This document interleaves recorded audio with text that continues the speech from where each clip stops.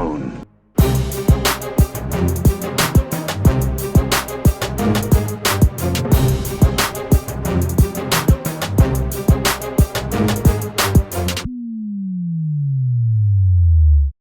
All right, good morning, everyone. We've got our final day here. Final day. Top 4. Star Wars Legion World Championships. Day 4, top 4. Our top matchup here. We have Oskar from Poland versus the reigning champion, Luke Cook from the USA. This is John Bushfax Bushman, and I'm Zane Ferguson, hot and frosty.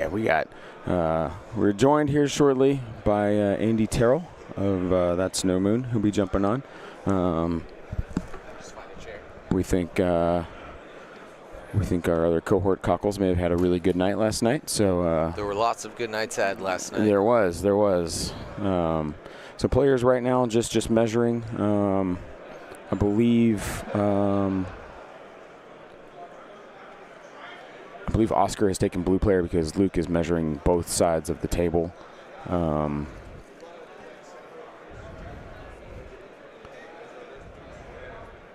Talking terrain.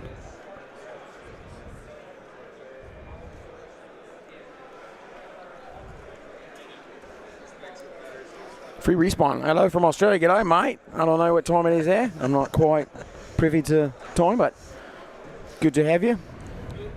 Good to have you. Bonjour to Quebec. Bruno, thank you for being here. I know one of your Quebecian. How do you say Quebecian? I don't even know what to. There's one of your guys from Quebec is here, okay, and he's doing real good. All right, he's in top 4. He's playing against Ollie Dyer from UK. Yes. So. Well, that looks like they're locked in with these cards here. Yeah. Long March. Is that payload? Spicy with fortified positions. Here, we'll move to the bigger screen for there we us. go. That is payload. Long March fortified right now. Move to top down here. We hope all of you had a great Saturday night, and thank you for joining on this wonderful Sunday morning.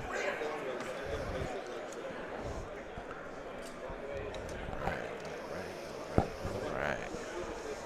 I mean, let's see the Shadow get the W today.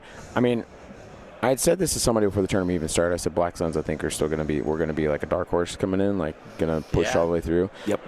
Because Lila made it happen last year, and then like people didn't really seem to capitalize on what she had done. Except for Ollie was like, oh cool, I'll take that and make a variation of it, make it different, and he's running really, really well with it. So our top 4 are 3 EXDs, and then Ollie at Shadow Collective with 2 buses, Black Suns, swoop bikes. So let's get you guys some lists here. Both of these players running EXDs. We kind of figured this would be a thing, as we were getting closer to the top. EXDs were going to be what we were looking at as they were the top battle force, and then out of the top 32, 10 of them were making it through, and then our top 10, 3 made it into top 4. So that shows you EXDs, those BXs coming in hot. We're guaranteed experimental droids in the final. Yeah. So we have Luke Cook here, reigning champion. List name Boba Fett retires. As he won his last 2 worlds with Boba Fett. He says Boba Fett retires. He's running a 9 activation, 799 point list. He has a super tactical droid Kalani with aggressive tactics. He has 2 B2 Haas. He has 2 B1s with just worker droids. And he has a Magna Guard. So that's wild. So we had talked about this. Do they both have Magna Guard? I don't believe so. I believe Oskar is running just 2 B2s. So core recap there. 2 B2s with the Haas, 2 B1s with the worker droids, 1 Magna Guard with RPS, and then 3 BX droid commandos with the sniper, offensive push, deflector shields, and then 2 of them have impact grenades.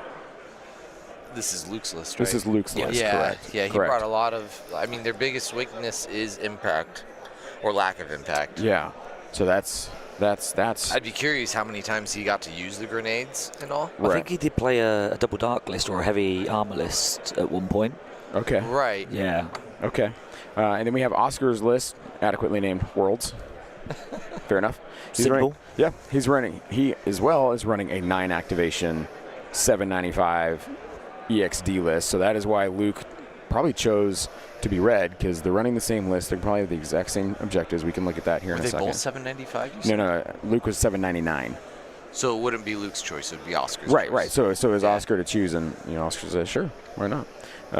So Oscar's list here, he's running with Commander. He's got a super tactical droid Kalani with aggressive tactics, T-Series with improvised orders. He has 2 B2s with the Ha, and one has a PK series worker droid, the other one has a Viper Recon. 2 B1s with E5Ss and PK series worker droids, and then 3 BX commandos with droid snipers and deflector shields only. Let's see, command cards, ambush. They too will suffer. Orbital strike, preservation protocols, roger, roger. Do not underestimate our means. Which I'm willing to bet Luke has got the exact same. Yeah, there's no other command cards that you substitute out. Yep, the exact same. Yeah. So we could. So what do we want to go for over under here on exact same command cards played every round? Oh boy. I think turn one's both going to be orbital strike. Yeah. And then I think based on that, it'll be interesting to see where the game state's at. Yeah. Because if they're just plinking away at each other, then you're probably looking at maybe roger, roger. They start range 6 away, so I can't imagine more than the snipers are going to be exchanging fire for those first 2, maybe even 3 rounds. It's going to be 2 or 3 rounds for especially sure. with Long March here. So Yeah. So let's see here. So I think from the current camera angle, the walls, it's important to note they're like archways, so you can see underneath them, but only through the middle part of them big long walls. So there are quite a lot of firing arc options here for both players. Yeah. To line up for it. Yep.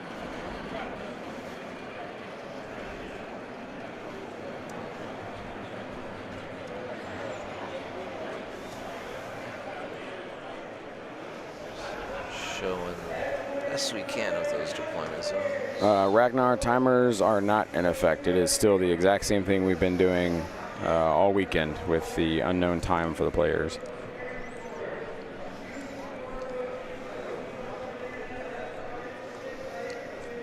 We do have our head judge, Josh Hale, on hand here. He will be the stream judge, I believe, for this table, as well as, I believe, Seth is on the other semifinal table, and he is posted there to be their sole judge. The Seth. The Seth. Yeah. The Seth who knows his rules because he's a rule form guy. I met another guy earlier who's Seth as well over the weekend, and I was like, "Oh, are you the Seth?" And he's like, "No." He knew exactly what you meant too. Yeah. And that's before I met the Seth. Well, and the Seth is humble enough to go, I mean, I guess so. Yeah. He's not going to be like, yes, that's me. He'll be like, what do you mean? Oh, okay, I was talking to him, and someone comes over and he's like, "Oh, I recognise your picture," because obviously on the forums it's his face. Droid. It's the droid. Oh, no, it's the droid, isn't it? Yeah, he's the so he droid, must have seen yeah. the picture for something else, but he's like, "I recognise your face," and he was like, "Oh, I think that's a good thing."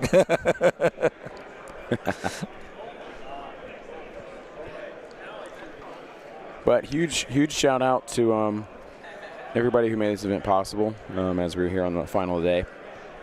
Huge shout out to AMG, of course, for putting this on for us. They've had a really great presence here, really well supported staff to the community. Super nice, super helpful. Huge thanks to all of them. I'm just gonna throw some names out. I mean, Pagani, Will Schick was on. We did an awesome interview with him. Simone, and Andrea. There's 2 Andreas. Anne as well. Anne gave us the surprise support for the giveaways and stuff that we'll be doing. So, if I didn't hit all the names, I apologize. But I know just those ones that I've interacted with, and they've been absolutely gems to work with. So huge shout out to Atomic Mass Games and those individuals. Big shout out to Bombad Generals for helping supply a lot of the equipment here for this stream. I mean, the lights, the rigging, the cameras, thank you so much to them. If you don't listen to their podcast, definitely go give them a listen, give them a like. They're super awesome. Big thanks to David Zelinka Endless for still providing his laptop, his software, his mics, all that stuff. Even though he couldn't be here, Huge help. He provided a lot to still make this happen. So love him. And then Do you know who else you're missing? John. This overlay and everything else he's done for that kind of stuff, it needs a good shout out. That's what I'm getting there. Yeah. Making sure- I'm giving everybody. You give everybody else the credit, and then you bring it back to yourselves in the final. So then we're going over to That's No Moon here. Andy Terrell, Ollie, Cockles. These guys have been absolutely fantastic coming across Great to crews US, simulcasting with us. It's been fun. Yeah, I enjoyed it's been- yesterday. Oh my gosh, it's been absolutely. I'm glad you went and played Tear. Twilight Imperium. Yeah, let's not talk about my terrible loss at Twilight Imperium yesterday. Other big shout out to Alejandro from Argentina, supplied us with our dice tray. He had his guys make that for us. It's absolutely beautiful. We've worked to try and make the chroma key work. We apologize that it did not come out exactly as we wanted to, but it still is a very beautifully well-made tray that we have utilized most effectively. Game Uplink has been our sole source for lists, for pairings, for rounds, everything. Game pretty Uplink this great weekend, this year. and those boys did a great job in making sure that was running effectively throughout the entire weekend. So huge shout out to Game Uplink. And then on behalf of myself, I know John Bushman did so much work, guys, to get overlays, to get stats. I mean, literally, today he's gonna be throwing stats up on screen of what factions are represented, what countries we're looking at. He's gonna show you guys Dice roll averages. Dice roll averages. I mean, battle forces. Just really cool, effective stats that you're like, oh, cool, that's awesome. For instance, he threw up a stat the other day. EXDs, 22 of them showed up to Worlds, right? Top 32, 10 of them. Then we have 3 in the final 4. So that's huge. So we'll see stats like that from our own Bush Facts here. So huge thanks to John for putting in hours and hours of work before this started.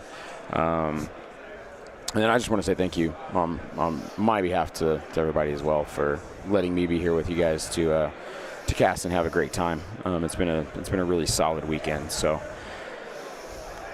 Just gonna point out real quick, we're running payload. So we've got the carts, not exciting. They go right in the middle, as always. And we got the one cart. Ooh, trackpad fun.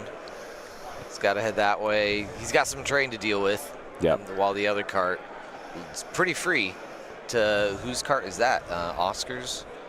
Path? Oscar's got a pretty clear path, yep. While red player Luke's got I imagine that's Luke, has to duck and weave a bit. Yeah. Around the buildings. So if you tall tower, just at the top, to the right hand side. No, that tower. But to the right here, there is actually archways. Yeah, that you can pass it. Yeah, if you bring up the camera. It's wide enough to pass. The other. It's what. Yeah, you might be able to get a payload through there. Yeah, as long as you get, because the payload teleports. It's not a vehicle. It doesn't have to move along the template, does it? Oh, so you can just get the track through there. Current payload rules? I believe so. So as long as it can't go over anything above its height of the handlebars. Fair. Right. But it's a trooper. It just goes from one end of the template to the other. So as long as the moving template fits, it can go there. Oh, if it fits, it sits. Interesting. I'm pretty sure that's how I play it. Okay, so that archway that we're seeing, I'm not going to be able to draw on it right now, but it's big archway on the left. Let me go to the top down and try and identify where that is. Okay, so I see. It's around here, so I think if he moves up, he'll be able to cut through there. So just past the barricades. There's an archway there? I see this archway. Yeah, and I see this archway. Oh, so transition back again. All right. We're talking here. Oh, okay. The archway directly under the tallest tower. The tallest tower. Tallest tower. So he'll be able to walk up to the barricades, and then it's more of like a Hobbit door look. It's quite a big enough gap. Yeah. And on the table of Ferrex, there lived a Hobbit. He lived right under the bell tower. Okay. I see ya. Yeah, so he could have a pretty roughly maybe mostly unimpeded path. Yeah, I don't think it helps. I definitely think Luke's got the worst route of them two. Right. Do you think at any point either of them are just going to be like, I don't care, we're playing kill points here? It's highly possible. I mean, I think Luke looks at this, and Luke obviously sees the direct path that Oskar has to just go straight forward, right? Luke may say, you know what, let's just tie this up. Let's just throw everything into the middle, just lock you up in the middle, not get anywhere close to it, and then just battle it out. If I win the kill points, I'm winning the game. Right. And that's leaving it to your dice. Yeah. You know, like, you still got to maneuver in place well, you know, to get advantage. But, yeah, I mean, I think at some point you kind of go, all right, let's just tie it up here. Let's just go to kill points and see what our dice do. Yeah. You know? And payload's really important with that because it's knowing when to do that. Yep. Because if you decide that the game's going to shift to kill points too late, and your opponent's already switched to that game, like that win condition, Yep. Yeah. you can be behind. So knowing when the game has now shifted is really important. It's only, let's see, that is like a medium base and a move speed too. What is it? It's more than 6 inches. It's 6.8. 6.8, nearly 7. Yeah. 6.8, and they have range 6 to move across. Almost both of them. So I think Oscar's probably looking at dead on range, just over range 6. So he might be able to touch it if everything moves perfectly.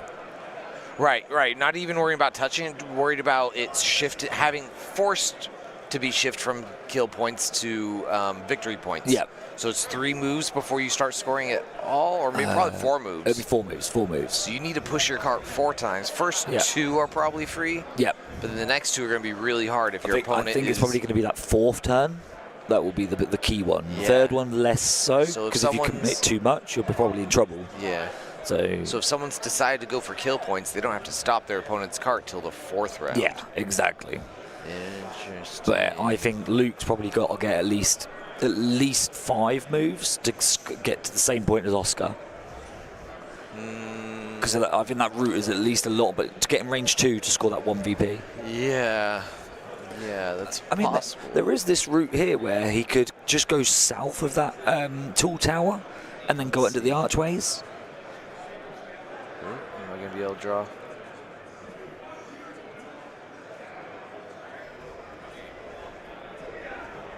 Not going to be able to draw. All right, I broke it already. But you get what Andy's saying here. Going south instead of around, that'd be a lot safer route, even if less direct. Yes. He would most assuredly not be able to touch the terrain. I don't think he's touched anyway. But it would be a safe way to get to 2 points? I reckon he can get to 2.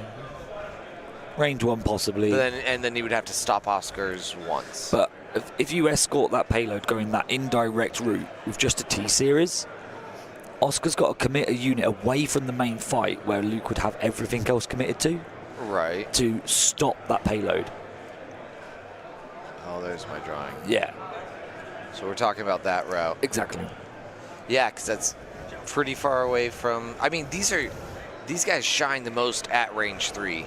And this gap here definitely looks like range 2 or 3. They're going to be shooting each other for 2 or 3 rounds as they're passing each other in the night there.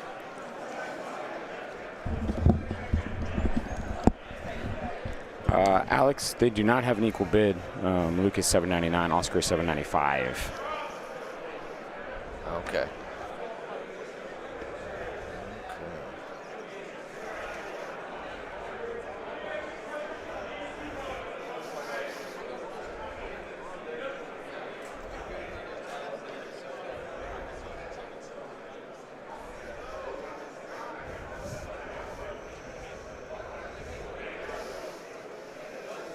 Ooh, a little terrain bump there. Looks like they fixed it pretty spot on.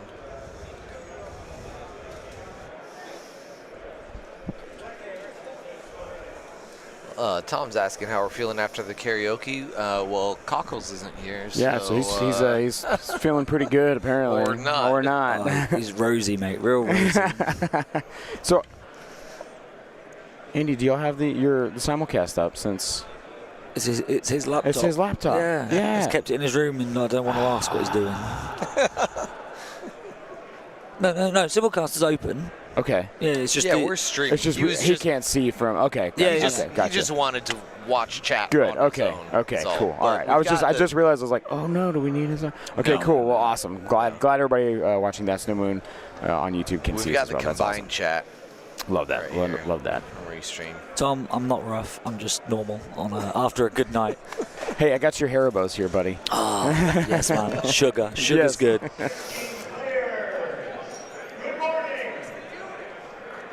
I think last night for me is one of the key things of the Legion community. Like, there was, I don't know, 20, 30 of us in that karaoke bar. Was there really? Yeah. That's awesome. So, like... I didn't even realize you guys left. I turned around and I was like, wait, hold on. Wait. And then I looked down and I was like, it's 10. Not just for the guys who went to the karaoke bar, but like I've been hearing all weekend, so-and-so and so-and-so. Like, it's a group of people who obviously aren't from the same country. Right. And they go, we went down to the steakhouse. We went to this to dinner together. Yeah. They decided, we'll just go out, you know. Or yesterday with Peter from Australia and Finn and in the Mexican, Dennis in the Mexican restaurant, put Legion on in the restaurant on the TV. How wonderful is that? Finn did a great. Yeah. That is wild. It was fantastic. They sent me a picture of Finn smiling and Legion's on the TV behind him. Finn did a great rendition last night. I can't remember what he sung, but I've got it recorded. Oh, man, I need to catch that. This month's article is pretty much just going to be like all the videos posted. That's great. Is that a 5th Trooper article we're going to see? Oh, of course. Okay. Yeah. Okay. I didn't know if you guys had some That's No Moon blogs going at all. I struggle to write one a month, let alone multiple.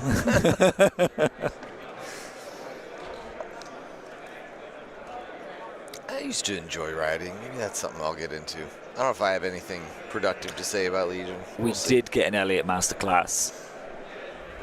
He sung, what is it? It's from Rocky Horror Show, Transylvanian Transvestite. Oh, that's great. He's very eccentric with when he's singing that.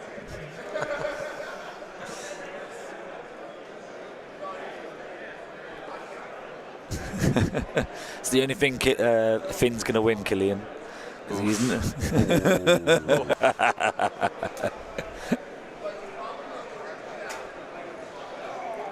For crit to block? I don't know, Richard. I don't know. We'll see.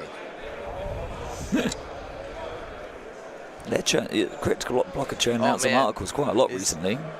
Is this an indictment of British education system? Spelling of choreography from your very own. I can't speak for Tom. Oof, my soul. It hurts. So it looks like we still have, I think, 2-3 units from each side to go down yet. They are deploying. Let's see. They're not deploying at their edges either. Like they've measured. Let's see, a range and a move away. They're trying to prevent the move speed 3 probably. Yeah. Into the shot. Yeah. Because they're trying to prevent any snowball of attrition happening. Yeah. Luke looks like he has a few right on the edge of his. Right. But then it. measured. He did that, and then his Oskar decided to not also deploy at range 6 away. Yeah. This is the trick with experimental droids, though. It's like if you go, I'm exactly range 3, 4, whatever, that doesn't mean you're out of range because you do spend a surge and you do a speed 3 move. Correct. And I think that's exactly why we're seeing this isn't exactly range 6 away. He's range 6 plus like 2 inches. Yeah. You need that extra couple of inches. That 2 inches is the difference between the speed 2 and 3. Yep.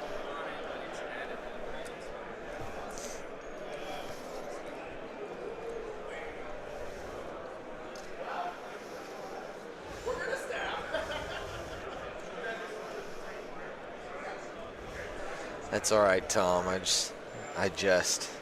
take any stabs I can get at our UK partners here. I expect nothing less.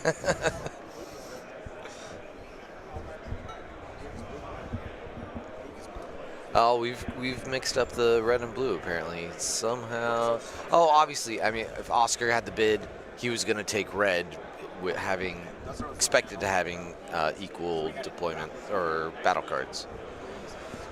So I'll swap those up for you guys. I'm also not entirely sure.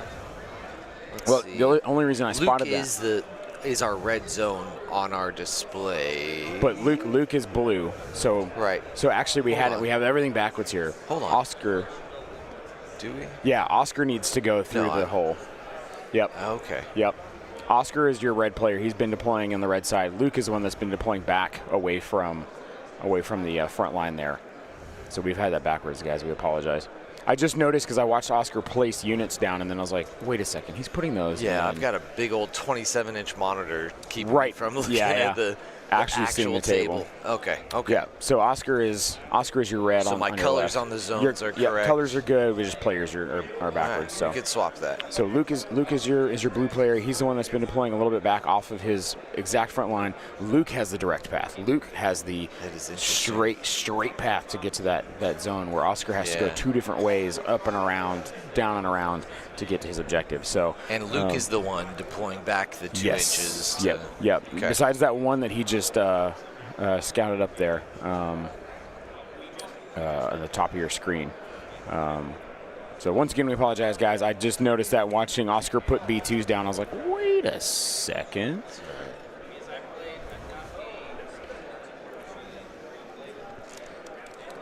So neither player is reinforced either, have they?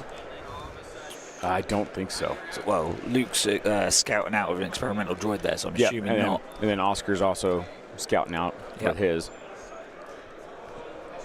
Both wanting to get that free refresh on them shields and B2s, whichever way they need it. Absolutely. It's huge on the. See, I'm more of the. With playing experimental droids, I preferred the reinforcement aspect. So would you even on long march like this when it's a pretty there's not much flanking going on. There's not so far away. Part of it is not just about the flanking. I'm talking about the early attrition. Yeah. It allows you to then place them BXs to scout out and get them shots where they've misdeployed, and it use that to your advantage. So you're hoping they misdeploy. Yeah. By divulging. That's fair. The other thing is it allows you with Kalani to go last with him, to pick off that T-series if you can, or any other group of models. If you can get a shot onto some BXs, strip them shields early, because you haven't got that free recover card. Right. Your opponent might not have that card out ready or anything like that. Yep. Or if you force them to use it early when they don't want to use it, that can also be an option by playing that. Yep. And one thing I've noticed, guys, is as the play has gotten higher level, more and more measuring, right? Yep. See more and more movement tools coming out, more and more range sticks before units are even placed. Players don't want to get caught by surprise by, I didn't measure that, I didn't realize you could see that. Almost every unit that's placed down that could be in a place to get shot is measured to say, okay, I'm good here, or I got to back up just a little bit. Okay, I can see these units here, I'm good here. Lots of measuring going on in top level play. But you'll notice that once the actual gameplay starts, the pace of the game won't have been impacted. Because at the beginning, they might take 30-40 minutes to do setup, deployment, and do all that measuring. But you've done the measurements in your head. You know this is X range from here to there. Yep. And you'll keep that knowledge ready for it. Yep. Just as we saw yesterday in our Antoine Marcus matchup, those players did a lot of measuring initially, and then a little bit of measuring throughout the game, to make sure that people were moving in the right areas. And but things then it change. was but otherwise it was cool. I know I deployed this unit here. It's out of range of that. I can move this way. You already have that knowledge in your head moving forward. So.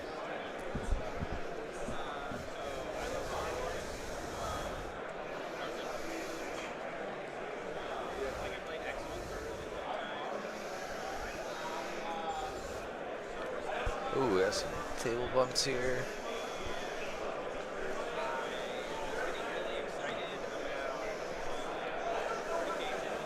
So it looks like 2 units of BXs to go down for Oskar. I think he's putting one of them down now. Luke has his super tactical droid Kalani and a unit of BXs left. So 2 units for both players left to go down before turn 1 happens. Hi there, Samuel Dion. Thanks for the donation. Yeah. Thanks, Dion. Appreciate you. Very kind.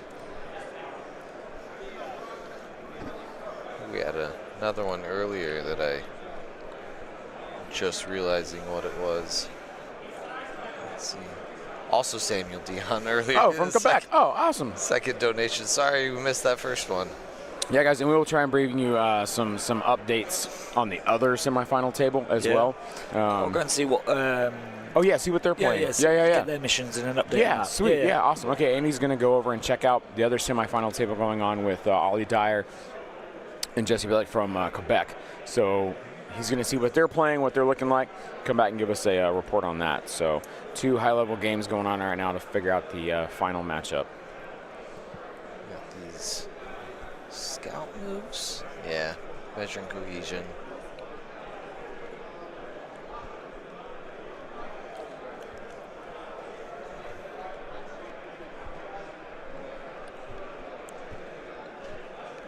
Victor Bustamante, we are doing good. I think John and I are probably feeling the most lively out of everybody. Yeah, dude, I'm great. Yeah, John and I did not partake in any festivities last night. Nope. We just had long days, and so we were like, yeah, we're going to bed. It was a solid 12-hour TI game. Although, I will say I'd gone to sleep, and I was like getting into that rim, like right before I was getting there. John came in, he was in the room, and I just all of a sudden thought like, oh my gosh, I left the stream on. The stream is still streaming, and we're still alive. We're going to lose our game. And I just woke up, and I was like looking at my phone. Told John what happened. He goes, you should be good. You should. It's all turned off. I was like, oh, man. Just been streaming too much. Just woke up in a panic. Yeah, I mean, you're 11 games deep. This is 12th game for you. Yep.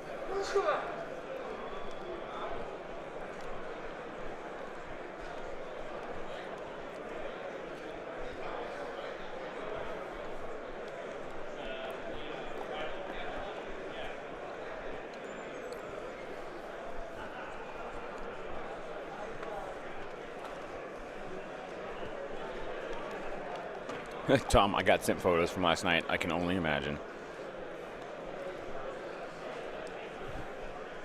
We got a lot of forward scouting BXs. I mean, they have plenty of LOS to hide around. Right.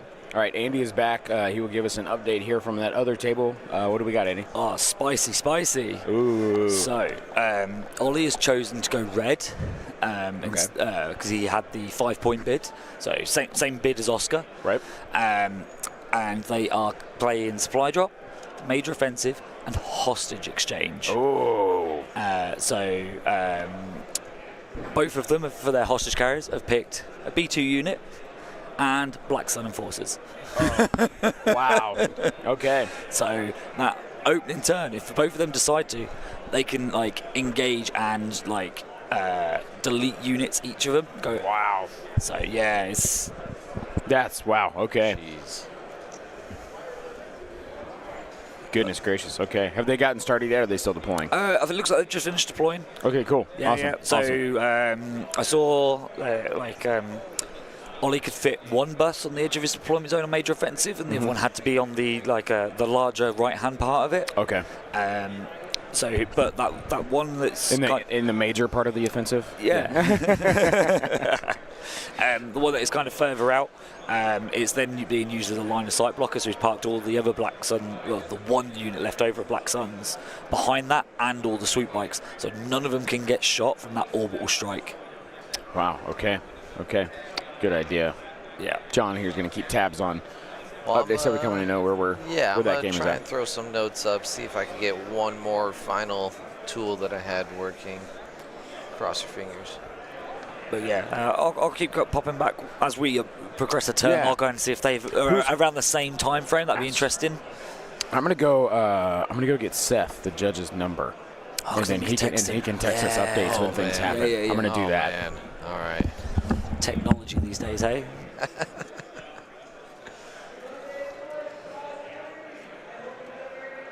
Yeah, it looks like on Ollie's table they're slightly ahead, I think, because they were just about to start round one or turn one.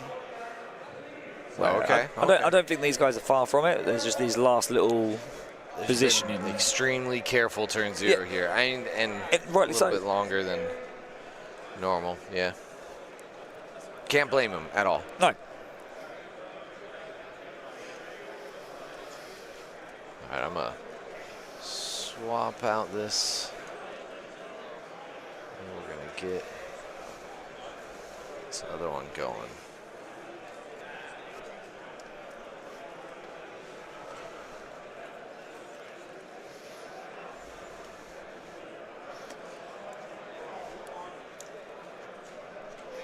They just faced off. That's a unit of BXs. Yeah, they scouted BXs forward. We're talking. They've got perfect terrain to hide. Like no reason not to. Really, the first one that pops out is going to be the first one that gets shot. But obviously they're not going to pop out unless they get a shot. So we will see. We will see.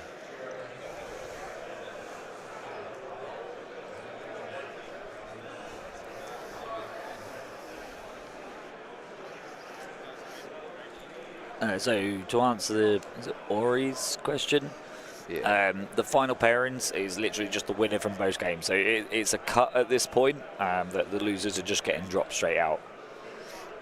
So they're not playing a third and fourth game? No, I don't believe so. It's just a straight single elimination from this point on. Oh, okay. But the strength of schedule for each player's standing, so your second, third and fourth player compared to last year where we had the top cut, third place was decided by who won. So with Luke winning, the player he beat in the semi-finals became third, while the where I came fourth because Lila lost, so she was second. Oh, okay. Second, third and fourth this year, their strength of schedule will be all up for, it'll be really random decided. It's not guaranteed that the person who loses in the final will be second, because obviously at the end of the submission they could drop down to third or fourth just based on the strength of schedule. Right. So I got another update there. Yeah. Ollie put his comms jammer, the bus, right near the other hostage, making that hostage have to AI attack. Oh, straight. Oh, because did he cohere? He must have cohered the B2s forward. Yep. And the other thing, so buses are allowed, or any vehicle, sorry, it's not just buses, you're allowed to be outside of your deployment zone as long as the back of your base is touching the edge of the board. Yeah. Yes. So, and obviously they're longer than range 1. Yep. So major offensive, your deployment area is range 1. Yep. So, and then if he's cohered forward, then B2s on that hostage exchange. Yep. He's obviously got them in range. So that's on turn 1. That's huge. Yeah.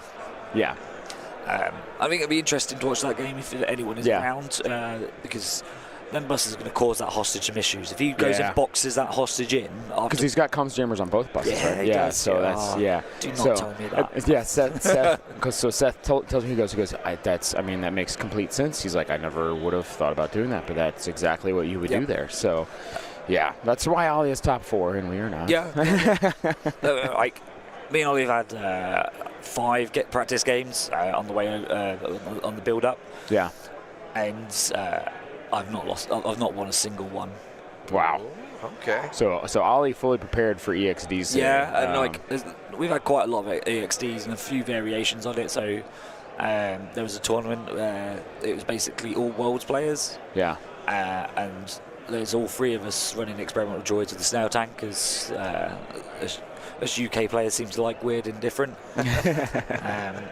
And all 3 of us were like, just not Ollie. So Ollie a menace in his local society, it sounds like. Oh, yeah. You met the bloke, man. You know that. Actually, it's true. I know him. Yes, that's exactly true. All right, so we're in turn 1, correct? Yes. Yes, they haven't done the command cards. They haven't done command cards? Are they just measuring? Because all units are out. No, it's Oscar's last one for Kalani. Oh, that's what he was measuring. Okay, I saw he had a range stick there, and I was like, what is he looking at? So here we got some good camera angles here. We'll switch to in a little bit for you guys.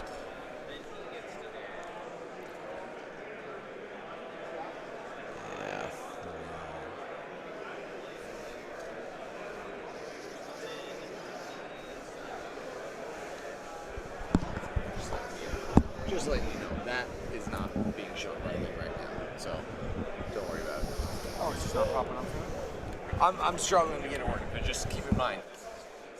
And then yes, that triggers the magnet.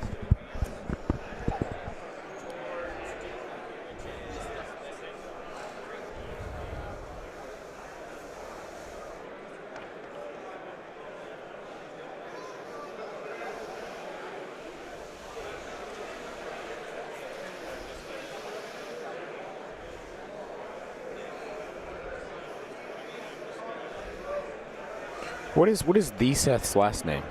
I mean, don't tell me now, but just. I don't know. I think I know it. I think I'm just going to put him in as the Seth. The Seth. Yeah. Is that a bit like Mr. Table? Mr. Table. It's exactly what it's like. For those of you that don't know, Mr. Table is Nick Bodnar. Do you want to see? That's his nickname now. So call him Mr. Table. Timbo? Oh, absolutely.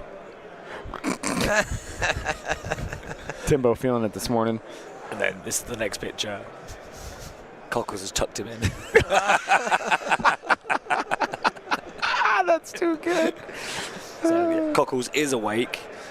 He's alive. Yeah, he's alive. Frankenstein is put back together. I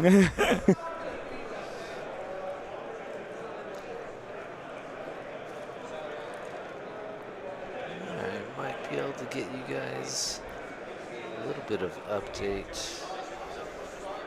Runner here. There you go. Keep that going for a little bit. Oh, that's really cool, man. Oh, is it? It's working. It's working. It's Guys, so this is another Bush Facts modify stuff later. magical wonder here. We have a scroller that we will update as news comes in from the other game. Swap numbers. Yeah, so I have the Seth's number, who's the judge that's for that table. I told him anything crazy that happens, let me know. And it looks like we have command cards coming down here. Luke just put his. I think Oskar is finding his command cards. I think he realized he didn't have them, so getting them out. Yeah, Bushfax MVP for sure. I'm trying, man. This is very much a alpha version of some overlay tools. They will get better. But yeah. Need to make space in that graphic for it too. Actually, I mean, it's not too bad. Well, we're like cutting through the Adepticon logo. Yeah, well, people know where to Adepticon. Ideally, there'd be like some space underneath. Right. 2024. Not put it just up there and then drop the turn counter down. I mean, I'd squish the whole thing. That whole whole graphic is one. Oh, okay. Which I could, but it would distort a little bit. No, hold on. Strike versus standing orders. All right. So we're currently 0-1 for same cards. Yeah. Look at us starting off the game. Well, there's a reason why we don't play top four. We just stream it. No, huge thank you to everybody that's joining us this morning. We're at 238 combined viewers between both casts. If you are watching the Yavin-based cast, we are also simulcasting on That's No Moon and vice versa. It's cool when you type in the chat. It will funnel down to both of us, so thank you to everybody that is there. If you're watching on That's No Moon, go to Yavin-based like them. If you're watching on Yavin-based, go to That's No Moon and like them. Subscribe. Follow each other's accounts. Let's grow this community and just get this rolling even more, because I know Legion had 272 players in their big event, in our big event the other day. We had 272. We beat 40K, who had they capped at 256. Yep. And then X-Wing Nexus had 311. So huge community showing up here. So let's grow this and make it more. I think that's really good for X-Wing. Because obviously they've had their ups and downs over the last couple of iterations of the rules packs and stuff. Yes. So it's great to see that the community is still strong. Yeah. And these absolute golden guys from Gold Squadron Podcast are doing great. One of the guys is doing, obviously, because tournament packs aren't great for them. Yeah. Some guy has created his own set of alternate art set cards, but he's done them as booster packs. So he's got like one for every pilot, pretty much. Oh, wow. But you buy a booster pack, you get 10 cards in them, but they're just like a booster pack, as in they're random. Oh, wow. So now people are like collecting the booster packs to swap the cards. Like, oh, I've got this, and then they've got, similar to Star Wars Unlimited, you've got like, they're not done in rares, it's just like randoms. That's super cool. Different style artworks. And that's the community pushing that and doing that for everyone. Nice. All right, so we got Luke making first moves here. Double moving a B2. So Luke was the one that played Orbital Strike. Yes. And then Oskar played Standing Orders.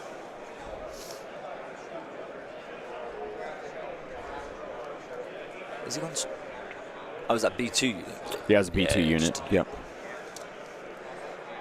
That's interesting that he's not starting with the orbital strike. Yeah, because every turn, Oskar can move more and more of the juicy targets away. Yeah. Right. But at the same time, it does mean Oskar can't poke out. Because as soon as he pokes Maybe out of the that's unit, why. so if Oskar pokes out for a shot or something, Luke can just retaliate with a nice big 4 dice sharpshooter 2. Right. So maybe Luke's waiting for that. Maybe Luke pokes out eventually to bait something else to poke out. That's a big play. Like he can do it safely, knowing if he gets a return shot, I get extra return shots into you. I mean, this is top tier thinking from Luke Cook. Yep. He beats us already. 2-time world champion. So round 1 is done on the other table. Oh wow, that's quick. Yep. Nothing super exciting. Droids whiffed pretty hard into buses. Didn't have anything else to shoot. Yeah. And then for round 2, they play Ploy versus They Too Will Suffer. Okay, so that makes sense for the lists.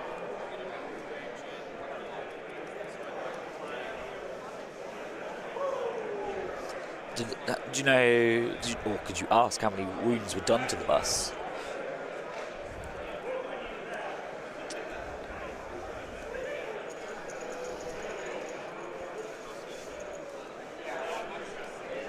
He said they whiffed pretty hard, so. Oh, right. So yeah, so maybe not a lot. Maybe strip the shields and then they've regenerated. That's highly possible. That's amazing. I mean, obviously, that's me being biased, though. Yeah. So Luke going with Magna Guards here.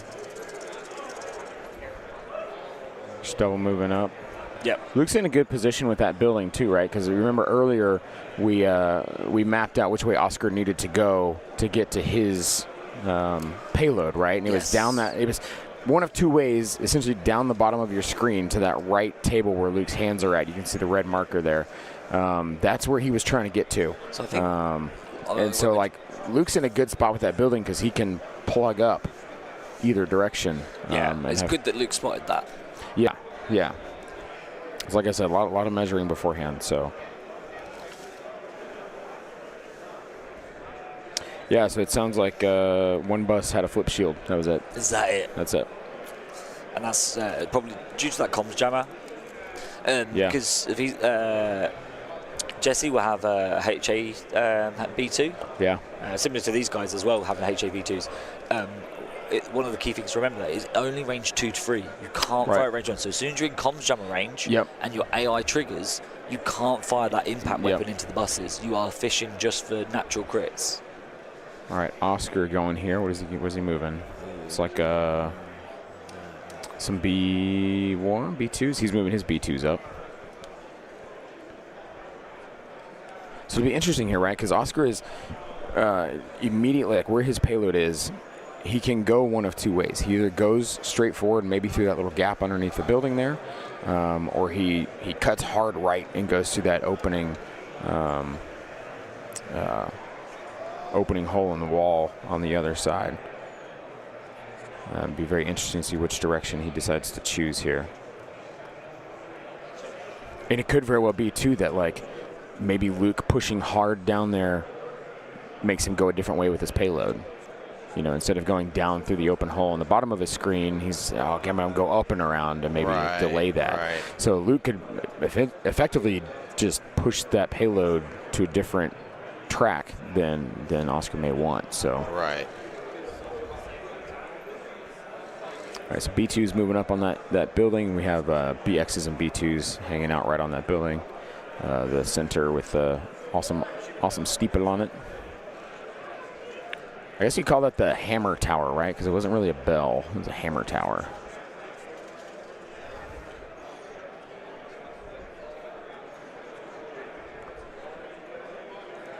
Oh, no, don't blame Zane for missing that turn counter. That's all me.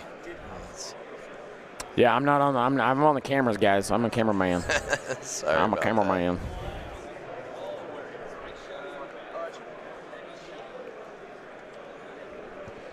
What are the lists, Victor? We have EXD versus EXD.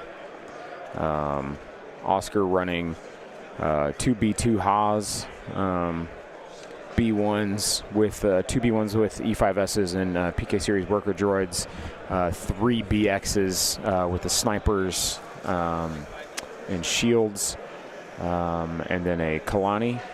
with aggressive tactics. Luke is running a Kalani with aggressive tactics as well, but he is running 3 BXs. 2 of them they all have snipers. They all have I think O push. That is the standard build. Yeah, and 2 of them I know have impact grenades. So trying to bring up some grenades there to help with the lack of impact in the list. And Luke has a Magnadroid with RPS, 2 B1s with just the PK series, and then 2 B2 Haas as well. Yes, so Luke has 3 BXs, snipers, O push, deflector shields, and then 2 of those 3 have impact grenades. So very similar list. Oscar's running 795. Luke is running 799. Oscar deferred to be red player, so Luke is your blue player on the right side of your screen. Oscar is red on the left side of your screen. Luke has the more direct path with the payload, and Oscar has to choose a little bit one way or another of how to get around to his objective in the bottom right. You see bright red objective pointer. Both of them are pretty effectively the same distance. I mean, as a bird flies. Yeah.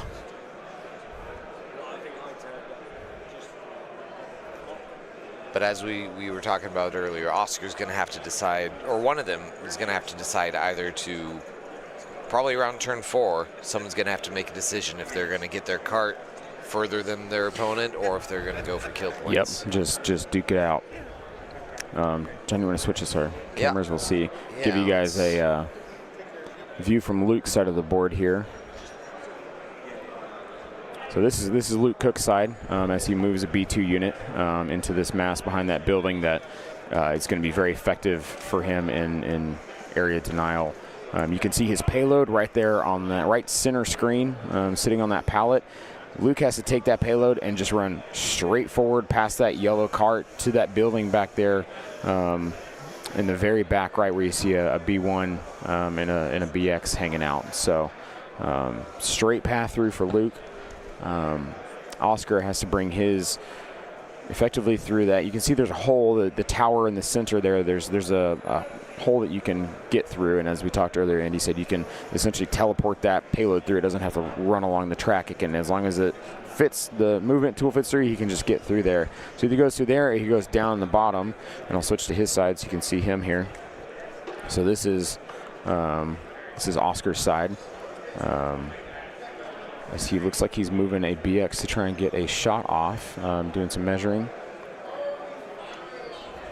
But Oscar either runs his payload up towards that yellow cart and then cuts through the building, or he goes down to the right through that open wall as his marker is at the top of the screen, just past the bell tower.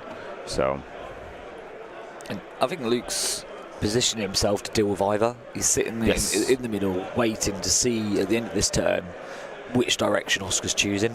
Yep. And then that will be where the action starts and the engagements. But it's good that Luke's obviously already going, I need to be prepared for both. Not going, oh, I didn't see that. Right. Because literally this turn for, like, it's obvious which way. 2 red, black, white. Okay. Sniper poking at range BX. 5. Triple blanks. Some dead B1s. Yeah. Yep. Dead B1 straight in the back. So it's very obvious which direction Luke has to go.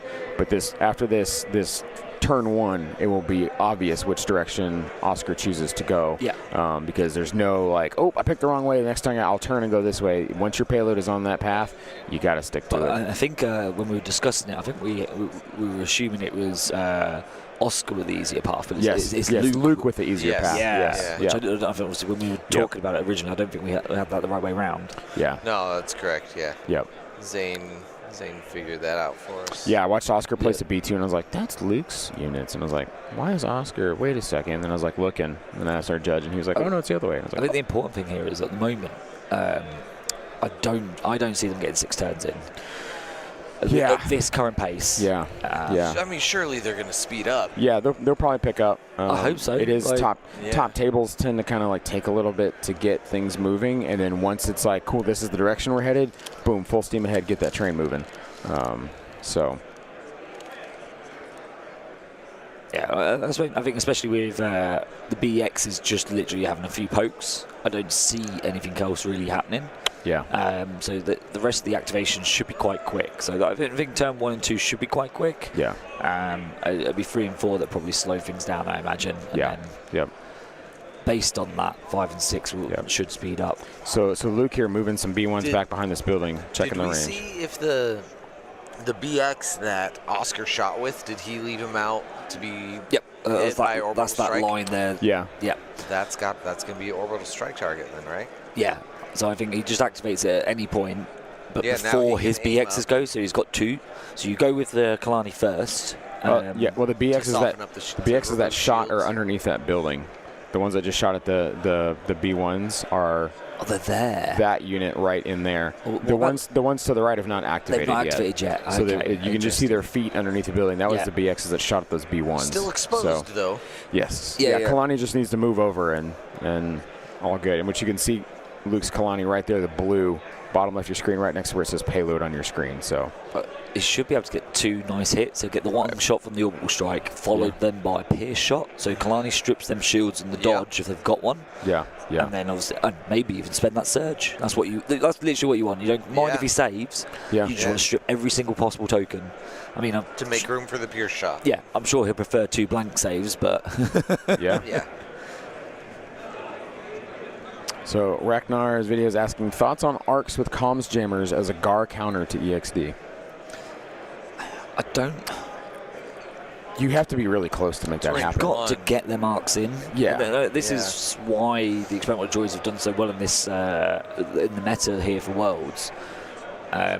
If you looked at the breakdown, it was 81 clones and 80 Empire, which are all red saves. I think there was more Empire than clones. Oh, was it the other way around? It's like there's only one difference, I think, wasn't there? Like one or two. I don't remember. Yeah, it's very close either way. I posted it, but I don't remember. But these obviously experimental droids going into that have got the pierce, they've got that range 5 shots. So if you're taking arcs with comms jammers, you've got to cross that field to get range 1. Yeah, you've got to take those shots in the base, getting there. Yeah. The best mobile shooters. But that's very close. If they're moving forward, they're outside the defensive tech of Yoda with barrier and things like that. And one bad roll, and those arcs are not effective anymore. We said red dice are fickle. Yep. They are. Not as fickle as a black attack dice. Yeah.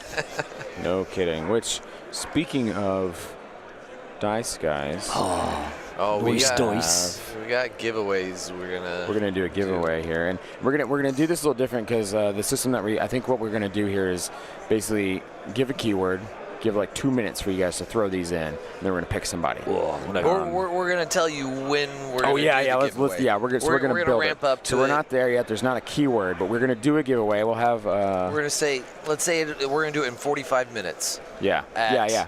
It is not that time. 10 on the hour. 10 on the At hour. 10 a.m. 10 a.m. We're gonna do a Central giveaway. Time. So between 10 and 10:02. Yeah. So be here at 10 for the keyword. Yeah. And then we're going to drop the keyword, and in 2 minutes we're going to pick somebody. So we are going to give a giveaway.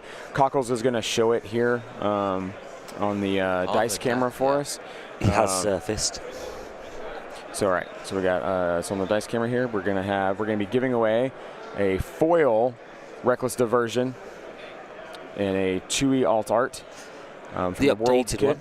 And then these are the white defense dice. You can't see the foil very well in this image, but the foil beautiful. is spicy. It's beautiful, and this is awesome marbling on these white dice. So we don't have the keyword yet to get it up. We will give it at 10 Central Time. It'll only be open for 2 minutes before we choose a winner. There you go. You can see how shiny. Yeah, there you go. Yeah, there you go. It's beautiful. It's beautiful. Perfect.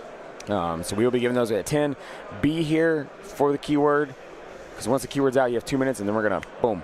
And do not double entry. Yep. Yeah. If you double entry, it doesn't count it. So just we will just throw it ignore in. any double entries we see. Yep.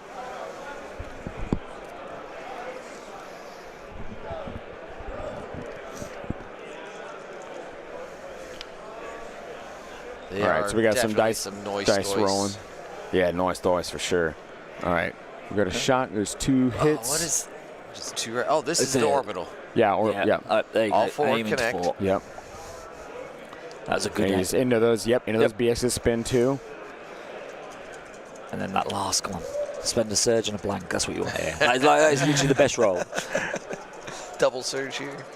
Double save. Double block. Double Very block. nice. Noise.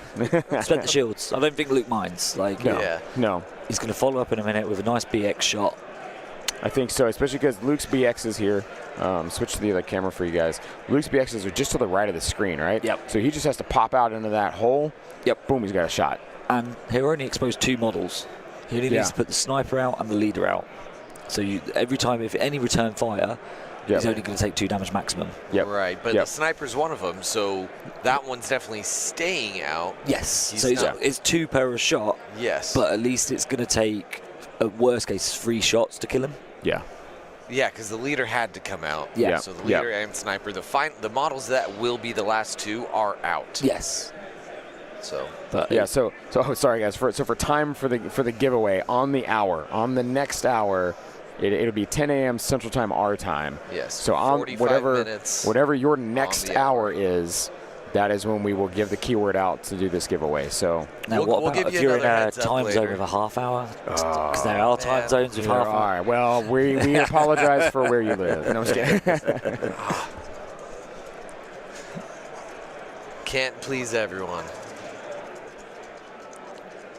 I hear dice rolling. Oh, it's next to us. This is the Shatterpoint guy. He's literally just sitting there rattling. just shaking it, like he's just chick. I was like, do we have an attack happening? Yeah, I was like, is the dice game broken? Yeah.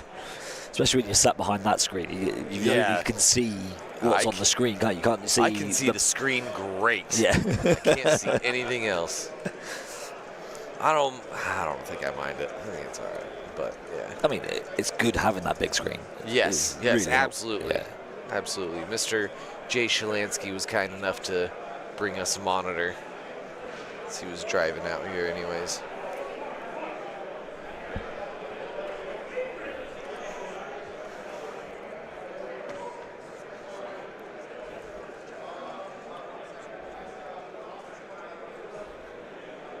We got more units coming up, exposing themselves. This B1 hiding behind. Is that their payload cart? No, it's scenery. I was going to say that. I mean, it's similar shape to the payload cart, but pretty well modeled up. It's the from Cassian where they're all going to work on the back of them things. Oh, okay. Where you go? This one up here is the one I'm talking about. Oh yeah. The brown one, yeah. Yeah. Oh, I mean, yeah. You can It's see like the seats now, bus, can't you? like a bench. Yeah. And then on the front, I think there's controls to drive it. Oh, okay. He just loads them all up there. Yeah. That's pretty cool. I like it. It's open one transport. yeah. And you can only transport however many seats are on there. Yeah. Which there's 8. There's 4 and 4, so yeah, you can get a full Ewok squad on there running. So, Full B1 squad. Yep. Yeah. All right, so Luke, here we are. Poking BXs out, and he's gonna do the exact thing Andy just said here. Is he putting the leader and the sniper? Were there no more activations? For Is that range 3 shot? That's a range 3 shot. Oh, then you shove everyone out. Is he gonna go here behind the barricade that he put right there?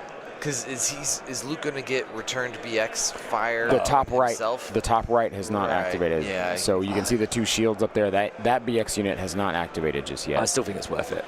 Yeah. Yeah, you're getting heavy cover still where you're at. You're a step ahead. You've stripped their shields. Yes. They've got to strip yours. Yep. And he's got a dodge. Yep. So you're blocking 3. Oh, man, Yeah, Luke's block. got dodge, aim, He's got a dodge and a surge. Yeah, from on there. Kalani. So, yeah, so this is a nice play. Yeah, this is exactly. Plus, I think he still has these other BXs over here to go with. Is this the one you well, I guess every attack it can only do 2, so yeah. What did he put poison must be the. It must be his indicator for spending spending the surges. The surges, I think so. that would make sense. It's interesting that that's how he's choosing to represent it. I mean, they can't be poisoned. Oh my God. So 3, 4, 5, 6, 7. After the Pierce. Just spend that aim for Pierce. 7 Pierce. Was that a cock die that he re-rolled into 7? I assume. Just spent the aim. No. Oh. I mean, 7 down to 6. They have sharp. Sharpshooter 1. Okay. Yeah. So yeah, 6. He's gonna get 2 wounds in, right? You hope so, but so this is the problem. That would be average. 2 wounds out of the 6. Do you pierce against impervious? It depends on the dice that you're rolling. Nice dice. Holy No, he only loses 1. 1 wound. Nice dice from Oskar. Yeah. So here's the thing. shooting against impervious, if you spend lethal to convert yourself to Pierce 1, that is almost exactly the same as adding 1 hit. Yeah. So if you think your aim can get you more than 1 hit, then do it. But we're talking about rerolling 2 white dice. No. Like, if it's black or red, yes. Okay, so but it's got to be surging black for me to want to do it. That poison token is to show offensive push has been popped. Oh, yeah. Fair enough. Yep. That's cool. Yep. Oh, so they got the aim from offensive push, not from. Yeah. Oh, did he? That was Luke offensive pushing, not Oskar. Correct. So maybe he did pop offensive push and apply Pierce and reroll 2 dice. That would make sense now. Yeah. Yeah. Yeah. How many reds were there rolling? He rolled. Reds were hits. No, how many red defenses were there? I think it was 6. There must have been 7. Because if 5 there were 7 saves, hits, a surge, down and a to blank. 6. If there was Pierce in there, it would be 7 from impervious. Which would be 5 saves, a surge, and a blank would be 7 dice. Yep. Oskar moving That's these. what happened. Oskar moving the B2s up to return fire back at those. Oh, B2 shot. Yeah. B2s moving forward here. Surely they didn't get range 2 there. No, range 3. No, I think he's still range 3. This is just a blast shot, but really trying to put extra dice on top. But then vice versa here. You can spend the extra dice from the surge. But then vice versa, these B2s could strip the shields off of Luke's BXs, and then the other BXs get to return fire. Exactly. So just trading off here with each activation. Trying to, at least. I imagine Luke's dice aren't going to be as hot. Oh, did he not get in range to shoot? Oh, and I've just got to update. The Black Sun have He just must have embarked. double moved to get there. He did, because he was all the way back here behind where that other BXs token. scouted forward to. Yeah. Yes, that's right. Yep. So he's double moved into range 3 to threaten for next turn. Yep. No shots yet. I got an update from the other match. The Black Sun just disembarked. Okay, and I'm not into it. That's all he said. He said Black Sun are disembarking. I'm not updating with that. No. We'll get more spice later. Yeah. Yeah. Just reply back. And which unit did they delete? Yeah. And there's 2 of them as well, so one of them's getting out. Yeah, one of the 2. So Luke measuring into these B2s here with the BXs. Now, maybe this is a bait from Oskar. So he's trying to draw aggro away from his exactly. BXs. Yeah. And if you want to shoot my BXs, I've now got a chance to shoot you next turn. Which I feel like, B2s. even throwing the bait out there, you still pick your BXs off. Yeah. It's even after that hot save. I mean, you can't roll that forever. Just because, dude, that's what is that, like gambler's fallacy? Just because he rolled hot once, yes, that he's going to roll next. Yeah. Otherwise, you're like, I'll just keep rolling here. We're just doing great. No, you got to play the odds every time. Odds reset every time. They don't carry over. No, they don't. You play dice game. You know how this works. But Oscar's it is completely in his benefit to move these B2s forward like this. Because it will either draw aggro away from his more valuable BXs, or I had a thought process. So here. Luke coming out and around. Yeah, it either draws the aggro away and they get shot, or they're set up to shoot next turn. Or it doesn't, and he's safe. And then he's in a good spot to continue pressing. Well, my mind will wake up eventually. I'll be there. I think John did not go out karaokeing last night, for those of you that are wondering. Hey. Let me have my excuses. I think... yes, turn counter is up to date. It is turn 1. Yeah, we are still in turn 1. Luke can afford to receive 1 shot from them B2s. If he's worried about his BXs being vulnerable, he could play a 1-pip, shoot and move away with his BXs. Yeah. He's only then get one of his BXs being shot in return. Yeah. So moving those BXs out, I think he's cohering them behind that wall. Is he going to push them? Oh, is he going to push them all forward? Let's see what he's cohering back here. Yeah. Yep, getting the sniper just to see. No, it's the whole squad range 3. Yeah, this is whole squad. Yeah. I wonder if he has better angle there to see more than 2. That's true. I would doubt it, but I mean, the guy can hope. Man, I miss playing on a table. I've been playing too much TTS lately, and it's so hard to set them down as precisely as they're doing right now on TTS. All right, so looks like we have a move. This is good. I wonder if he's going to pop O-push here as well. Yep. Yeah, you go all in on this. Yeah, he's popping O-push. He's looking for that token to put out there to show that he's used it. Yep, so using O-push here, move forward. get a name and shot. I think he measured to B2s. I think he's taking that. I think he's going for BXs still. Yeah, he's going for the BXs. Yeah. I mean, he was just seeing what it's staying safe from. Well, you can't say too safe from B2s. B2s are going to have to move over the barricade. They'll slow him down. I don't think so. Like, if you look where that leader is, he'll be able to squeeze round. 1, 2, 3, 4. Yeah. A little bit smaller. 1, 3 after cover. Yep. PS1. I think he chooses to pierce. That's 3 wounds. That's great. That's great. Three potential. Those 3 are wounds. That's 3 surges because he spent the surge on the first shot. So that's 3 dead. But is it? I don't know how many. Does he choose to pierce? Yeah, he did. That's why an extra die was rolled. He had to choose 4 beforehand. Okay, there it is. No. Okay, so here we'll show you. Impervious. That's right. We'll show you what's left of that unit. I'm pretty sure I saw 3 get picked up. Yeah, he picked up 3. So there's just. So he was able to see more. Just the unit leader and the sniper left of that unit. What's important, I think, is that's permanent death as well, because all the B1s and the B2s have been with the repair bots. Yes. Yeah, that's huge. That is huge. And he still has 1 more BX back there to go. Yeah. So he could essentially. That's a good attrition. That is wild. If he can pull off a BX squad round, that's huge. Turn 1. Is it technically turn or round? I would say turn 1 because a round is what you play because round is the full game. Yeah, because there's 2 rounds today. What is the language in the rules reference? Whatever makes sense. Yeah. Doesn't matter what makes sense. What is the actual language? Use round or match. Like, this is your match, right? But then in the match, you have turns. Like, we just took our first turn. We're taking our second turn. Like, I get what you're saying. You just want to know what the exact. I agree with you just want to know what the exact but I want to know what the. I don't blame you for that. Yeah. It uses the verbatim of turn because experimental droids can spend a surge to add attack dice, and it says so if you then take a standby, then attack dice still apply to that unit for this turn. They say turn. Okay. Yeah. I thought they said maybe they use both occasionally. I'm pretty sure that's AMG. Yeah, I was like it would swing both ways and just be there. All right, so BX is moving up to get range to I think the ones that just shot. All right, attack coming in here. Yep, Oscar's getting dice set up. Turn is your activation. That's a good point. Okay, yeah, that could be. So maybe the BX, maybe it says round then on the. Yeah, that's a graph. All right, I won't here be able to change the wording there from turn to round. That's 1, 2, 3, 4, 5, 6. 6. 5 after cover. All paint is hits with these. Yeah. They search hit. So you got. So 2 shields, a dodge. He's only got a roll for 2. And Pierce, so the extra 1. Who's this on?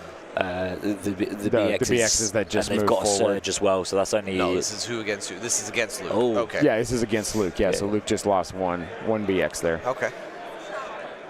So both shields flipped over on that unit. Yeah.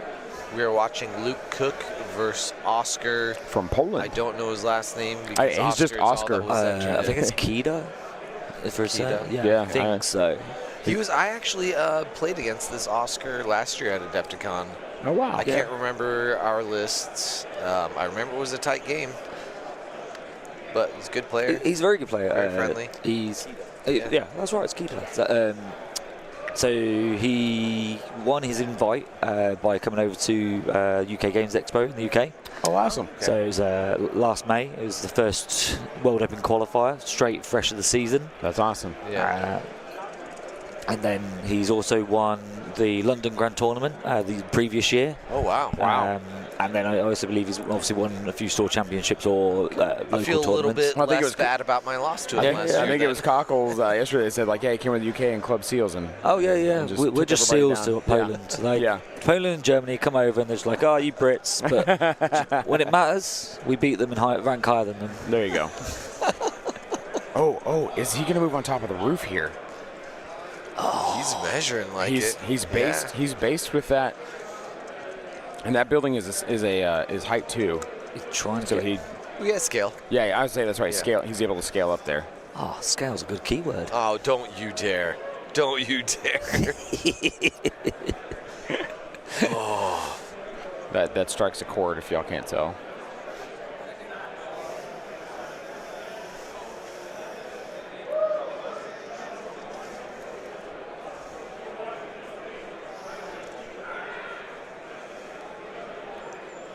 Terrain Studio updating us. It's officially rounds. So there is a round 1, round all the way through round 6, but then we do have, this is round 1 of the tournament, round 2 of the tournament, round 3 of the tournament. Not confusing in the slightest. I mean, yeah. The English language is not perfect. No. So it's hard to fault anyone. All right, so it looks like choosing not to go on top of the building. Is this just a range 5 shot? Yeah, well, I think he takes a safer bet by staying down there because going up could expose him to a lot more.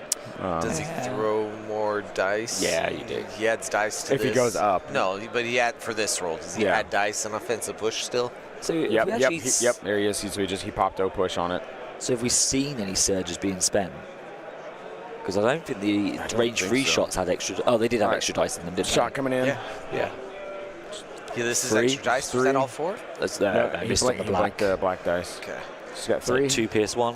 2 pierce 1. Blocks it all. Nice dice. Nice dice. But he loses his sniper, correct? No. No. Impervious. I keep forgetting that K word. I'm like, other droids, get rid of them. Quad suppression almost starting to matter. Yep. Well, yeah, so that is one thing experimental droids do suffer with. I mean, they are droids that don't care. Right. But they have they weather so many hits that they stack up suppression. Yeah. And we're to the point where it starts to matter. Yeah, because if he doesn't roll any off, then it starts to matter. Yeah.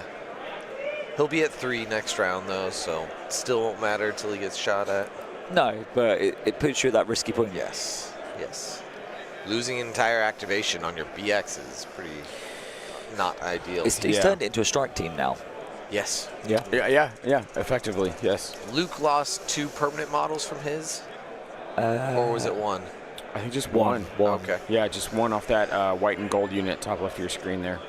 Now, Oscar's also being forced here to either focus that unit, and he's only going to be able to kill 1 man. Yeah. Or shoot the other unit with all the tokens, all their shields up. Yep. Yeah. So this is a good position. Do you think Oskar does the 3-pip recover next turn? Yeah, I think he's been forced to. He's only got 1 that's going to recover shields and get any use out of it. Maybe you play Roger then? Maybe you just recover, activate. Maybe you recover and move away with them. Yeah. Hide, get your shields back, get your O push back, get your suppression off. Yeah, and have them effective for the next round. Yeah. Yep. Cockles, are you plugged in? You can hear us, yeah? Matthew Malovich, I don't disagree with you there. Hasn't got a mic. Oh, here, I got you. Hold on. Let's get this going. What don't you agree with then? Go on. No, I do agree. Oh, you do agree? What does he say? With Matthew Malovich that EXD might not actually need retuning. Oh, I completely agree. I think it's just Yoda and Anakin and the dodge spam like clone balls. I think they expected to just like sweep everyone, and then they couldn't. I think they've been so dominant. Everyone was it was like the new Blizzard Force or this year's Blizzard Force. Everyone was like, okay, what is the answer for that? And people found that experimental droids would work really well into them. Right. This is a 4, 5, 6. 6 again. That's twice in a row for Oskar. Yeah. So I think it's kind of we've got this new way of dealing with that meta. So now people are going to have to solve the puzzle. That is all blinks. Well, I mean surges, but it's only 1 dead though. I think, isn't it? If he's shot that unit. Was this? Let's see who's picking up models. Yeah. Yep, just the 1. Saving his bad dice for. Yeah, that's a lovely deflect roll. Yeah. We should have Cockles here. We're gonna have a little more background noise because he's got the other mic. But good morning. Oh, I sound so different in this microphone. You're a lot louder. Yep, the gain here. So loud on that. There we go. Gain there. And then that should work nicely. The opposite direction, please.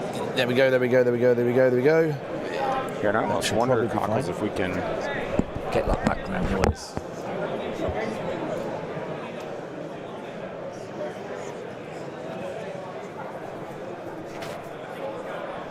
That's not. Yeah, we got Yeah. Oh, that definitely made it a difference on that side, didn't it? Yeah, there we go. We'll go down because the background noise is too loud. Yeah, that's good. That should be fine. How's that? There we go. That turned on some of the extra noise. So yeah. Good morning. Awesome. There's Cockles. He's alive, y'all. I have been here for a while. I've just been silently observing. It was me with my magic hands doing the giveaway stuff. The giveaway hands. There we go. Oh yes. No, it's not we have 25 minutes, and we'll be doing a giveaway. So at 10 here, or on the hour your time, we're going to do a giveaway. We have not given out the keyword yet.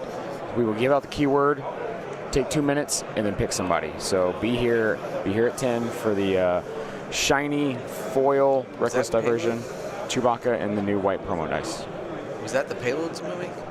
That was the payloads moving. So Yes. So end of the round. So Oscar choosing to go up and around, straight down and around. Yeah. Now, forcing that confrontation. Yep. I think the other thing is, because of the Luke obviously positioned, if you have a look at them B2s, they're on that flank because he wanted to be prepared in case Oscar go down that way. For Luke's side? Yeah. Yeah, so yeah. But what that has also done is it's put them B2s out of this gunfight that these BXs are fighting down the middle. Unless he's going to keep moving them around the corner and then be able to shoot through that doorway that you see there and have good line of fire there. Or he can climb up on the roof. True, yes. But it's reducing their engagement range possibilities. Right. Because they're further away. Yeah, even the speed 3 won't help with the roof move because climb, it's always speed 1. Yeah. Yeah, Killian saying, Cockles, you sound way better than I would have imagined after karaoke. What can I say?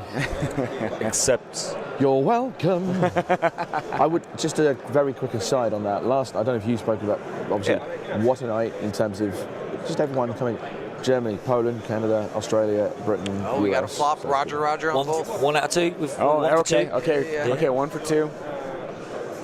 That's what I said. Like, it's amazing for the community. Like, it was obviously there's Twilight Imperium going on yesterday with obviously a bunch of guys with how was that? Ryan and all good? John and everyone. Twilight Imperium was a load of fun. It is the worst I've ever done. Despite having pretty well board dominance, I had no victory points. Oh. And like, I was Just messing like a people game of up. Legion. Yeah, I feel that. But it was a load of fun. There's All some 8 of people us. playing Unlimited. I saw they Nice. someone had brought a box and they did a draft tournament between them all. Oh, okay. So that was quite cool. And Luke won this roll-off because Oscar rolled it to round 2. And it's a blank, so it's Luke goes first on this one, which is what he wants because he wants to go with those BXs, shoot, maybe Shoot and scoot. and scoot. Yep. Yeah. All right, we've got I've got some updates from the other game. Oh. Turn 2 is going a bit slower. Yeah. The Black Sun disembark got beat up pretty hard, but they did destroy the B2 hostage. Yep. Okay. So that happened. B1s are now touching the hostage but haven't claimed it yet. Okay. There's a Rohan charge of swoops bearing down on them, though. so B1's disembark got beat up, but deleted the hostage. So they're still alive, but they've taken a few models. Yeah. Interesting. Let's see if I can throw that update. And that is Ollie Dyer from UK playing Jesse from Quebec in our other semifinal game on the other table. You carefully selected and built tables. Yes, yeah. There was 5 of us going around to both tables. So me, you, Seth, Josh, and Chris Reese. Yes. And me silently observing because I'm not going to have any input in this conversation because there's too many cooks as it is. I'm just going to watch and go, yeah, that looks pretty if it goes on stream. That's all. But I knew Zane had that covered, so it's all good. Seth was getting very excited. He's like, oh, so many people with like-mindedness of like doing. Hello. The swoops overrun displaces the B1s to not be touching the hostage because they haven't claimed it yet. Big play. Smart.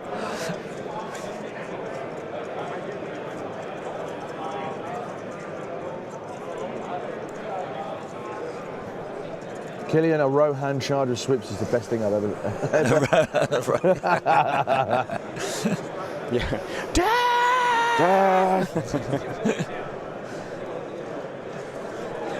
All right, here we go. Luke taking a shot. I think trying to take those BXs out. 1, 2, 3.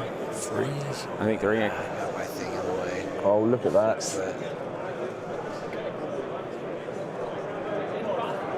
I think you have 3 down the Just the one. Saves it.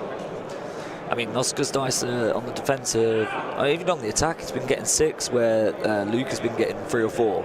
Yeah, so yeah. At the moment, there definitely is a clear. And then, scoot back behind into safety. Yep. Good call. Rob Tyson, you can thank our technical expert, John Bushfax Bushman, Yeah, for the little ticker going on there. trying to make that work consistently here.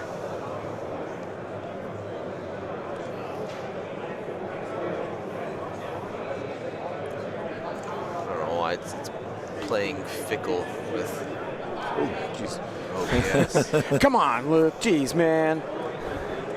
Just kicking our equipment. No, We're sorry for the small earthquake. yeah. That's a 2 suppression off. 2 Oh. suppression roll. Okay. Yeah. So not panicking and Yeah. completely unaffected right now. Yeah. Actually. And Luke just said, I needed them to keep that on. I needed them to keep that Yeah. suppression. Because now, Yeah, like, making rolling him, one less would have been Yeah. huge. Would have locked them down right there. yep. Because now he's probably gonna run, duck back away. Yeah, he absolutely, moves away, recovers, gets rid of suppression, gets shields back. Has he got room to? Where's he gonna go? That's a good point. That's It doesn't really tight. look like You wanna switches here? Because this is like, I mean, he's really okay. So he goes there with 1, and then he tucks his sniper back behind. Can it drop in there? Just perfect. that's on an angle. Wow. I don't know that that's kosher. Okay.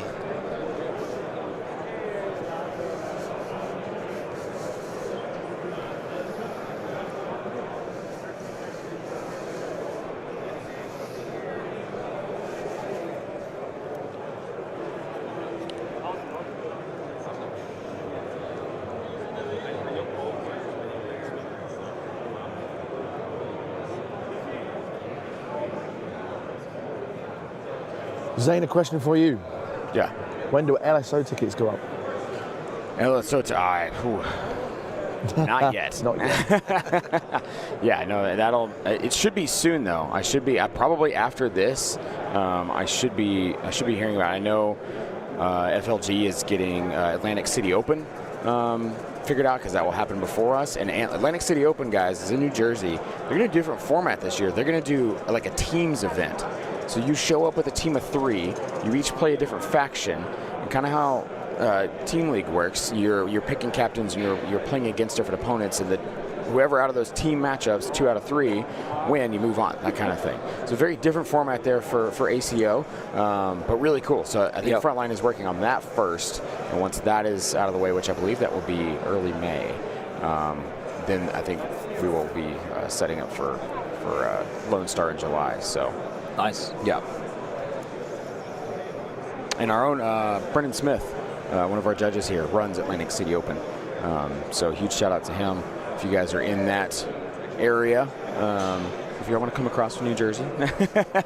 It's flying into Newark, isn't it? Yes, I believe so. Yeah.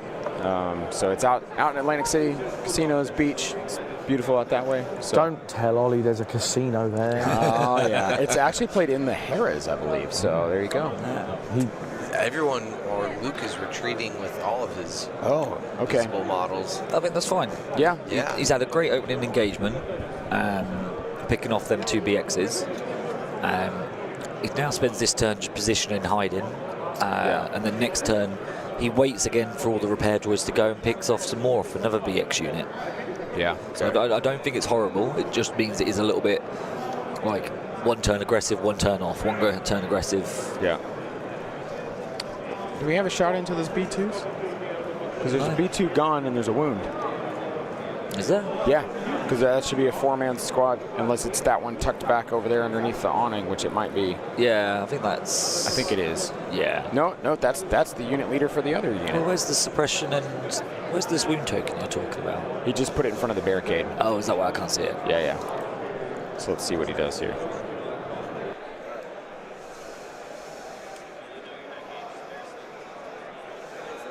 All right, so moving B1's up here. And here, I'll show you the other camera angle. So there you can see that wound in front of the barricade now on those B2s.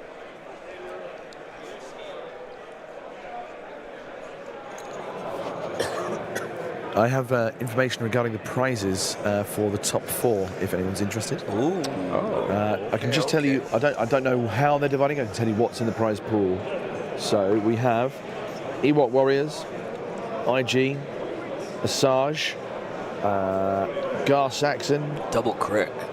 Ooh, yeah. Cody, Jin, Republic Specialists, Krennic, Sunfac and Poggle. Jeez. Card upgrade pack ×2. And then more.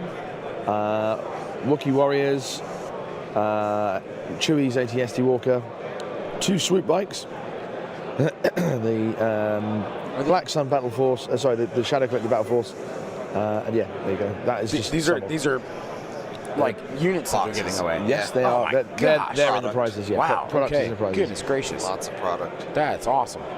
Nice. All right, Nice prices. Nice prize. Nice prize. Nice prize. So in the other match, the B1s are dead. The ones that got the Rohan charge, they're dead after not very many Shadow Collective activations. Parabikes overran, shot out of cover. B1s cleaned them up. So it sounds like Ollie's lost a swoop bike. Interesting. So.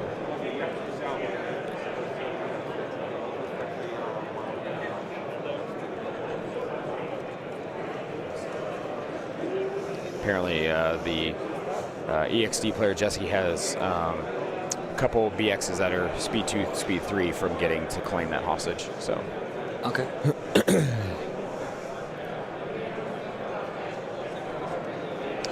Thank you again to everybody jumping in to watch stream today. In about 12 minutes, we'll be doing a giveaway. On the hour, we're going to give you a keyword. We'll have 2 minutes of letting that flow through the chat, and then we will pick somebody to give away a foil Han Reckless Diversion with a Alt Art Chewie Worlds Open Qualifier card and 2 alternate or 2 promo White Defense dice. So stay in here for at 10 a.m. Central or whatever the next hour is.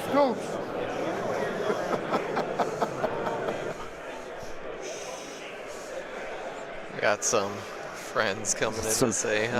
Rambunctious Legionnaires. Oh, they're for the other games. Everyone is focused over in this, so we're like in a corner at Adepticon this year. Oh, normally away from the rest of the crowd, but today being Sunday, the final day, everyone is focused on these top games, whether it's X-Wing, whether it's MCP, Shatterpoint. All right, shot coming in here. 2 crits, 2 crits and a hit. Yeah. Nice. Down to 2 crits.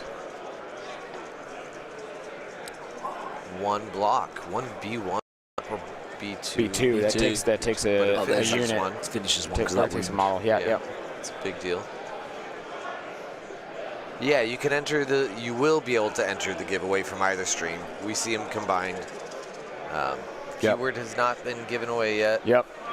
We've not. We're still T-minus 11 minutes. John B, thank you for the praise.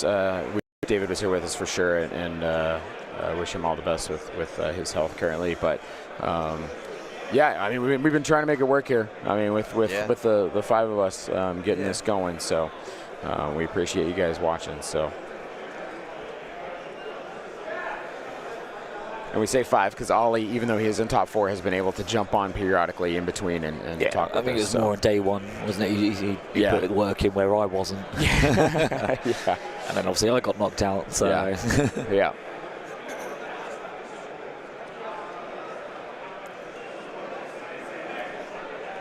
Jesse, I In the other believe, games, has he's lost at least the B2 and the B1s. Yeah, so it's 2 activations to Ollie's 1 by the sounds of it. So we do have, since we're kind of back in the back, we don't really have a big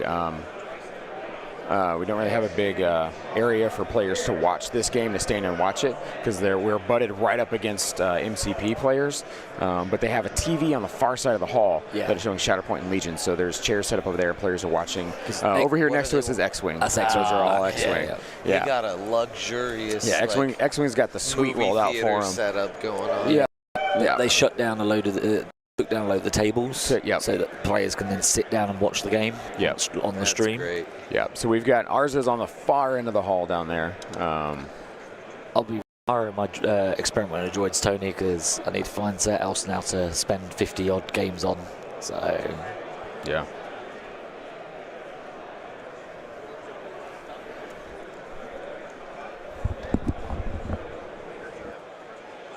Oh, that's a. So we're measuring through that archway there. Yeah, but it doesn't matter if you've got blast, because then B2s are going to shoot with blast, aren't they? Yeah, is that range 2 he's measuring? No, that's 3. That's 3. Do you move out for just a range 3 shot? I guess you're putting a lot of wounds on these B2s, but it's only 3 dice. He's plus the 2, like. There's 5 dice, impact 2 blast. Is it 4 normally? And it's 3 normally. 3 normally. And then you had 2 more, don't you? But you got to fight through armor.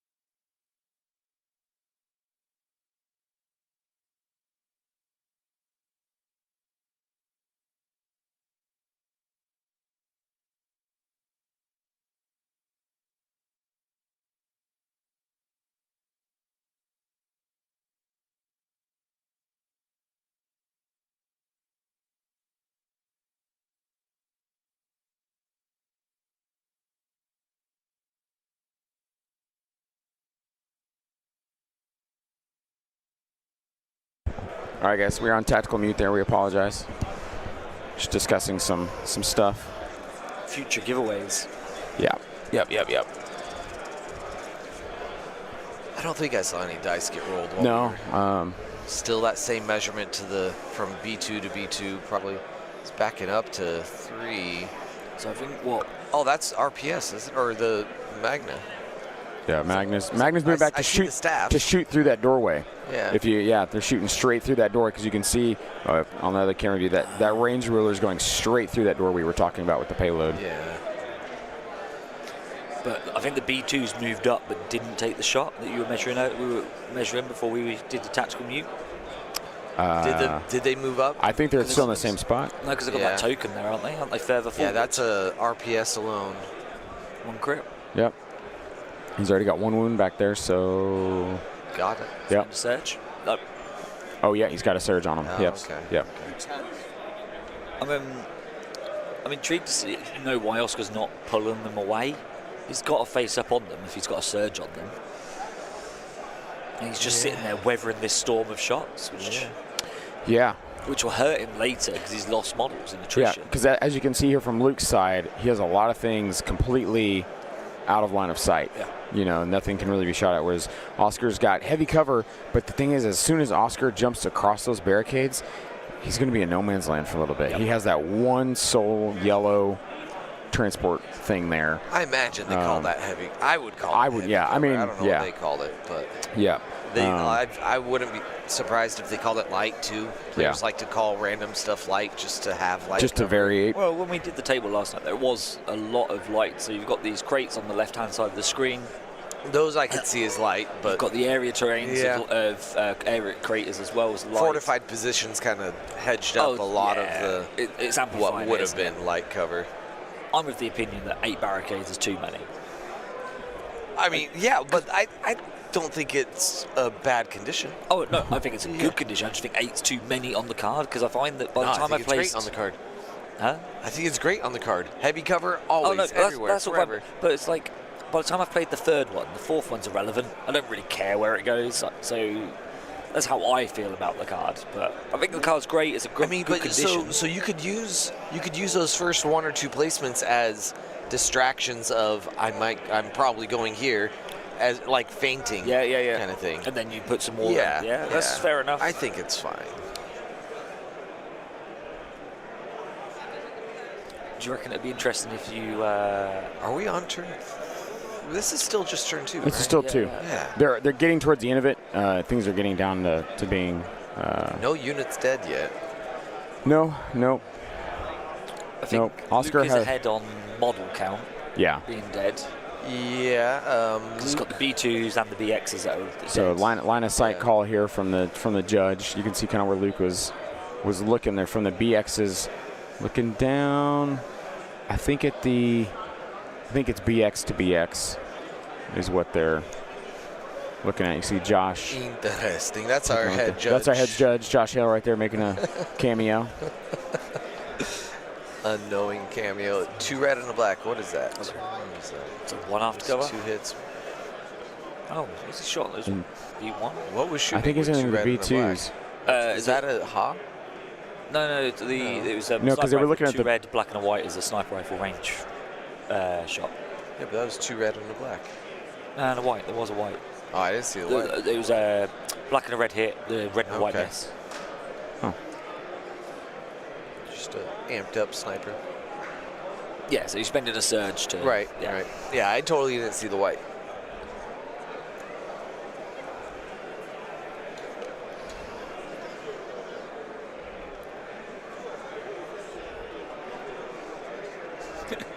Mildly frustrating covered position doesn't roll off the tongue as well.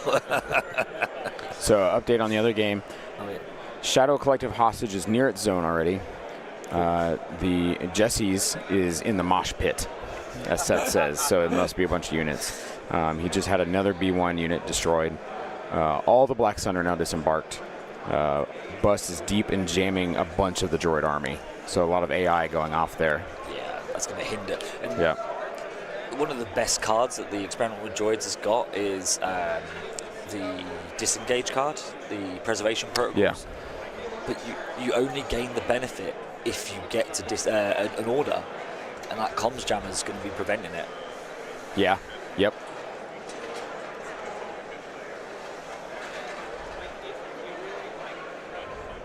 T-Series? Is T? Oh, okay. No, I was like, is he moving his T-Series forward? You got to be kidding. All right, B1's moving up. Was he going to double move? Is he going underneath the building with this? With this B1's. Double move underneath. That's interesting. The tower there. Really getting forward. I wonder why that is. The unit of B1s, and this is a worker droid unit, right? Like this is B5S as well. Yeah, but I mean, like this is like keeping other units alive. You know, this could be one shot. Is it finished? Is it spent both his charges? Is that why he's risking it?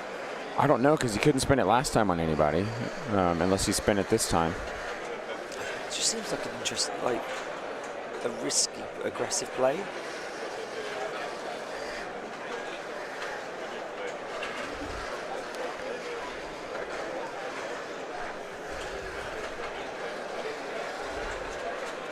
Oh, the shutters are moving. It's going to get cold in here now, guys. Yep. Oh boy, my body's not ready. We have our giveaway coming soon. Yep. Extremely soon here. Here in just a second. We will figure out here in just a second. What would we like the keyword to be? What are we looking here? Noise toys. Karaoke. Karaoke. All right, so it's 10 o'clock, guys. Karaoke for the giveaway. Type karaoke in the chat right now. You have 2 minutes. 2 minutes, all 329 of you. Karaoke in the chat right now. You got 2 minutes for this giveaway. It's a foil Reckless Diversion Han card with an Alt Art Chewie World Open Qualifier Alt Art card and 2 white dice, defense dice that they're giving away. at Worlds this year for tickets and prize support. So right now, karaoke, you got 2 minutes. I am looking at my watch. You're already 30 seconds down. That's 30 tickets. That's 30 tickets. That's 3 wins. That's 3 wins. Or Yeah. 4 losses. Yeah. Yep, to get this. So karaoke right now in the chat, guys. Karaoke, throw it down. Throw it down. 2 minutes.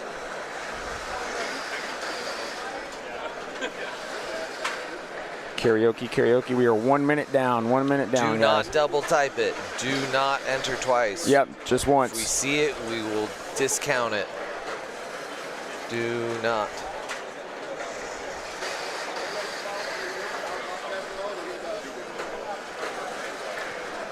Karaoke in the chat. Karaoke in the chat. Yeah, 40 seconds. 40 seconds.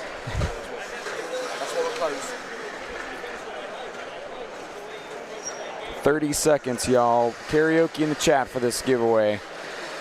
We'll be picking in 30 seconds. 20 seconds. Karaoke is players just looking to do some last minute maneuvering of units here. You have 10 seconds. 10 seconds karaoke, guys.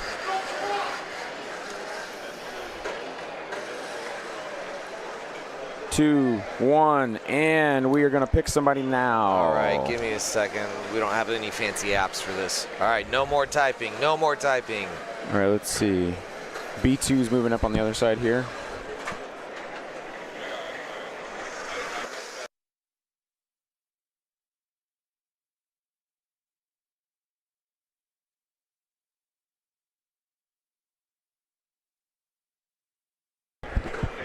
All right, so B2's moving. I think, did they just move straight through? Did they just double move straight through? Yeah. So, sorry, yeah, these doors are rolling open beside us here, so we apologize for that extra noise you're probably hearing. So those B2's moving underneath that doorway, just getting all snug. Looking like they're packing into a nightclub, right? Like it's a droid nightclub, and there's like just a line of like droids just waiting to get into this droids only nightclub. They heard what the keyword was. Like, Yeah, karaoke. Oh, karaoke Yeah. here tonight. There's a flashing karaoke. So Yeah. all going to be beeps. Beep, beep, beep, beep. Yeah, yeah. It's just techno, just EDM. Yeah. Like, yeah, yeah. Little domo arigato. Butter done. Domo robo. Domo robo. All right, we have our winner. All right, guys, here we Winner, go. Winner, chicken dinner, Mr. Tim Bailey. Tim Bailey. Bailey. Tim Bailey, if you're in the chat, type boom. Type boom and where you're from so we can figure out where we need to send this. Boom, Tim Bailey. If that's who I think it is, I think he's pretty much around the corner from us. Really? I think if that's who I think it is. Tim Bailey. Boom, there we go. Tim, where are you from? Tim Bailey, where are you from? There he is. Yeah, England. You're from England? Oh, there we go. All right. Make sure. England, there he is. Tim Bailey, England. 3 out of 4 of them have been to England. Yeah. Europe. To Europe. Yeah. Oh, the only okay, one that very went nice. this side was Argentina. Argentina, wasn't it? Yeah. Yep. Make sure to send shipping. What's our progress going to be, or our process going to be? Send shipping information to That's No Moon. Yeah, just drop us an email or a Facebook message or something like that, and then when I get back, I'll post it to you. Or Tim, am I right in thinking you are around the corner from us?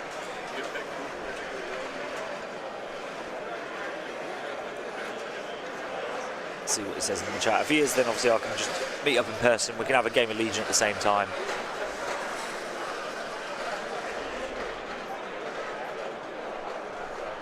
I'm pretty sure it might also be Kravik's name, Yeah, pick it up from me. There but we it's go. not. It's not Kravik, right? What? Because I'm pretty No. sure that's Kravik's name. Oh, no, that's not crap. Tim No, Bailey. no. Okay. No. But the right Tim Bailey Yeah. is here, so Yeah. yeah. So not crap that we know of. All right, so Luke moving B1s Back to our game. to tuck into his own nightclub. He says, I see your nightclub down there in the corner and I'll raise you my own.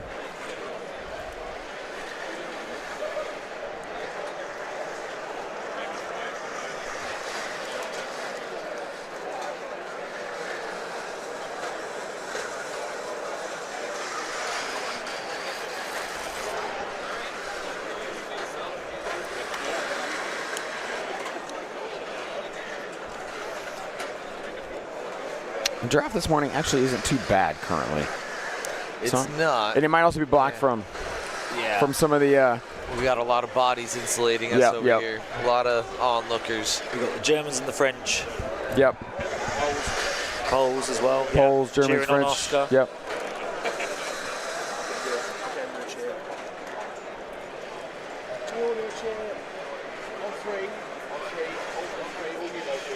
Or the end of the round checking measurements to payload. I think so. Making sure Luke Cook got his range 1 to his cart.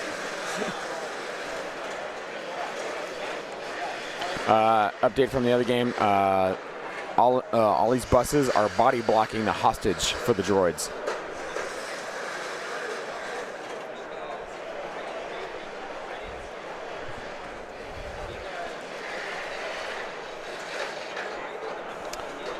We're going to tactical mute here real quick, guys.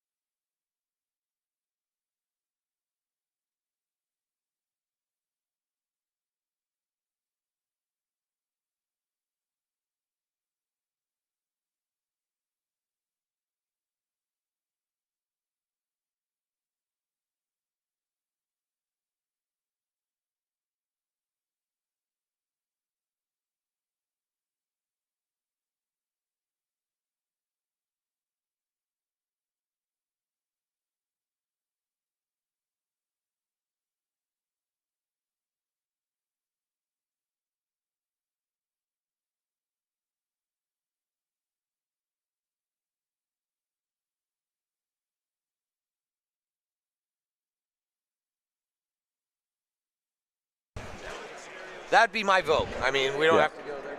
Yeah. All right. We're back, guys. Tactical mute. Apologies. All right. So we are measuring some ranges here with this payload. I'm wondering if they're thinking, because what's your range for payload to move it? 2? 1? Range you 2. have to be in range 1. At, not within. Range 1. It's at range 2. No, he's talking about to push the payload, not to score. Sorry, yeah. That is at range 1. So I think they're looking here at the BXs. He's done a speed 3 move there. Yeah, I'm wondering if he was. I think he was seeing how close he could get, I guess, to potentially negate movement. But that would be a very like you'd be hanging some guys out to dry with that move. You stop the payload, but in that scenario, that's where you do want swords on BXs, but you have to play the game so differently because you don't have them shields. You can't hang yourself out and put yourself at a risk of being shot. Yeah, very true. As we've seen, red dice are fickle. Yes, yep, absolutely. Has he... So this is an issue here, though. For Oskar's payload, he's going to end up displacing himself. That's what I was just looking at as well, because he's got to sit it on something, and it's probably those B1s. I don't think it goes that far.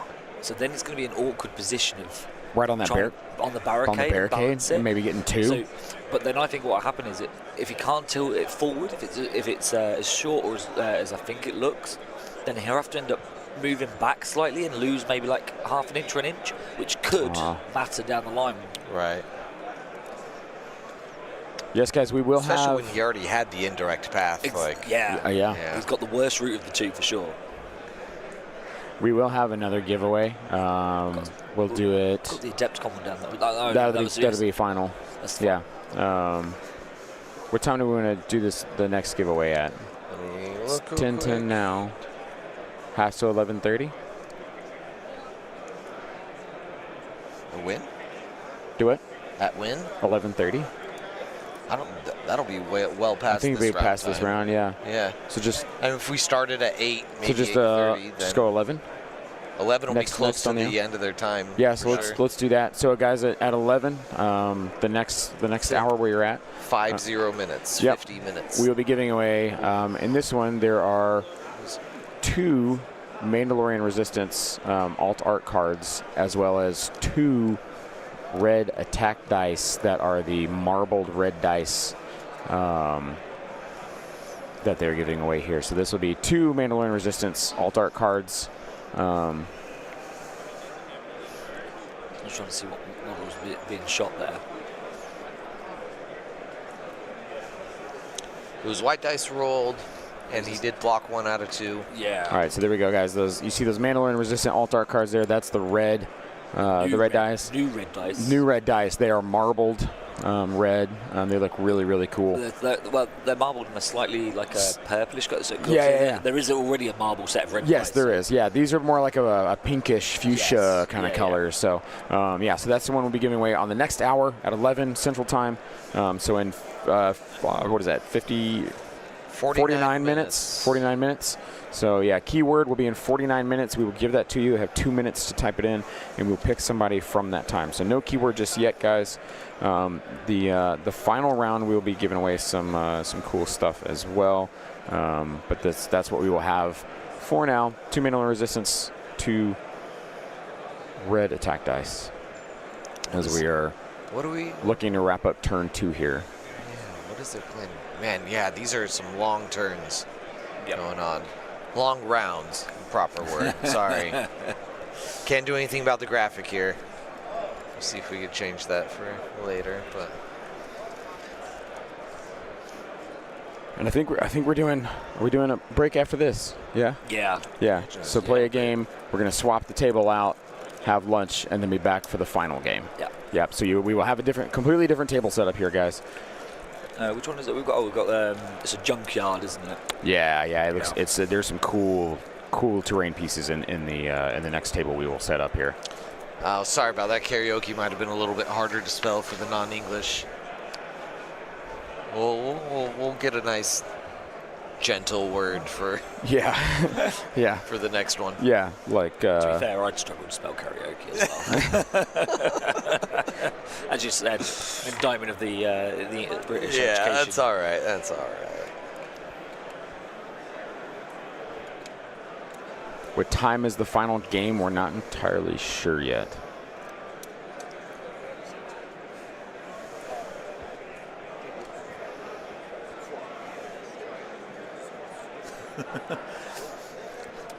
I mean, you're not wrong there. Yeah, Karaoke is a Japanese word. Oh, yeah. So yes versus yes, a final so we on got the junkyard planet. Just a pile of junk. Then all the destroyed units can just be more terrain. Yeah, that's right. You just leave them there, and they're now light terrain as they collapse. Yeah, that would actually be kind of cool. You know, like as units die, they're now there, and they become terrain as they sit there. You know, like that'd be pretty cool. Because then you think like you blow up a bus, right? Now it's heavy cover terrain that's in that spot where it blew up. Oh, that would be a very cool scenario. That would be very cool. The dice? Oh, that's not our dice. No, it's that rigorous shaking of the shatter point. I hear it. They're over there. Because they roll a lot of dice in shatter point usually. They're over there shaking the Holy Spirit in them dice. Just shaking the Holy Spirit straight into them. We had a local back when I was playing X-Wing who would always roll his dice in a tin can. Oh, chug. And so you would always know when he's playing. You're like, oh, there he is. It almost became like a nostalgic thing. It's like, oh, I don't hear the tin can. If you guys see this, tell Jack. Tabitha says hello, and she expects to see him with an invite next year. All right, Jack. Tabitha calling you out saying you need an invite next year. So I'm not sure who Jack is, but Jack, you go for it. I'm getting to the point where I'm slightly concerned for both players here about time. They're not going to. I can't see this at all getting past turn 4. No. 4. Well, so then the hard thing is here as well, right? So if they go to turn 4 and there's no units deleted, it's points, right? There are going to be units removed. I mean, you would hope so. You would hope that there would be. Yeah. They're being aggressive. But worst case scenario, if that happens, and Luke wins because he's 799. Yeah. Wow. I mean, fingers crossed. We don't want that to happen. We want units to die to help make this a more decisive. At least they're not from trying either side to like bank on that. No. I see they're both engaging. I just think it's just they're taking a little bit of time to really commit that. Like, okay, now the bloodbath begins. This is a long positioning move here. I think those B2s are coming out of the disco club to see if they can see the other B2s who are on their way to the disco. So SOS or LOS check here. Yeah. It's a nice cylindrical silhouette. Yeah. I don't know what you're talking about. Prefer them so much. Yeah. All right. Yep. Calling Judge over to make a check here to see.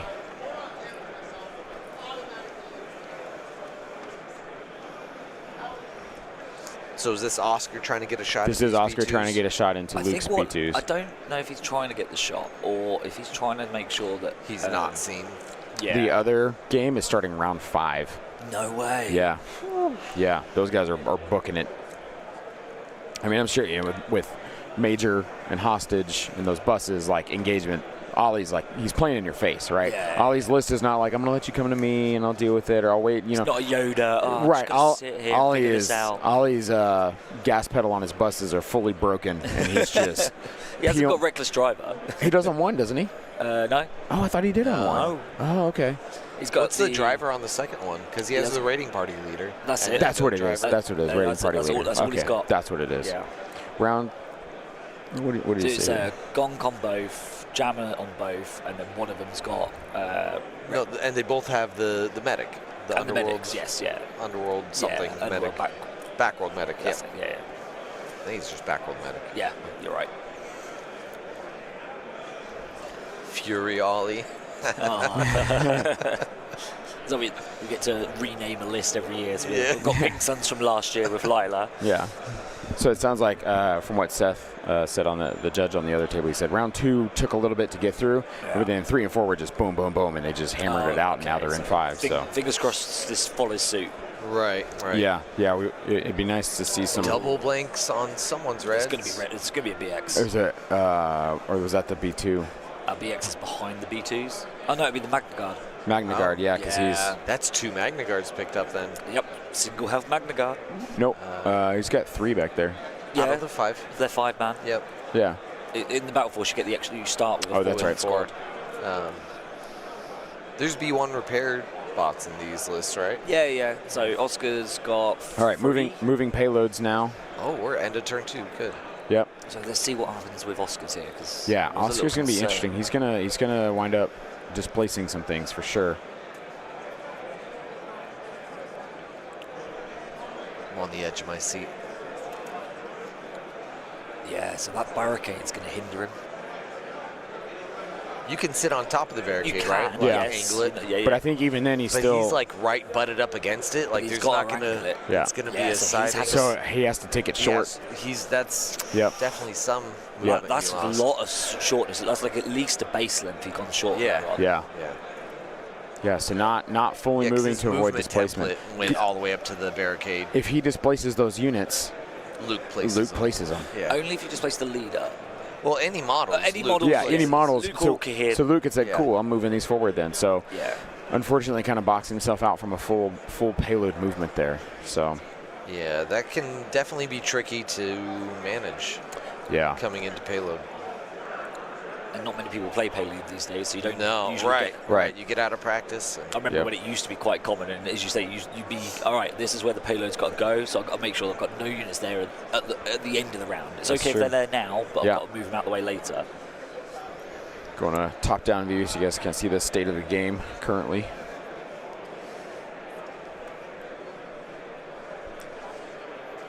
Now, it looks like. What Oskar could do here is an interesting play. Is if he knows that they're not going to score his payload point and he gets to move it. He is blue player, so he can choose to move his payload to prevent Luke Cook from moving his.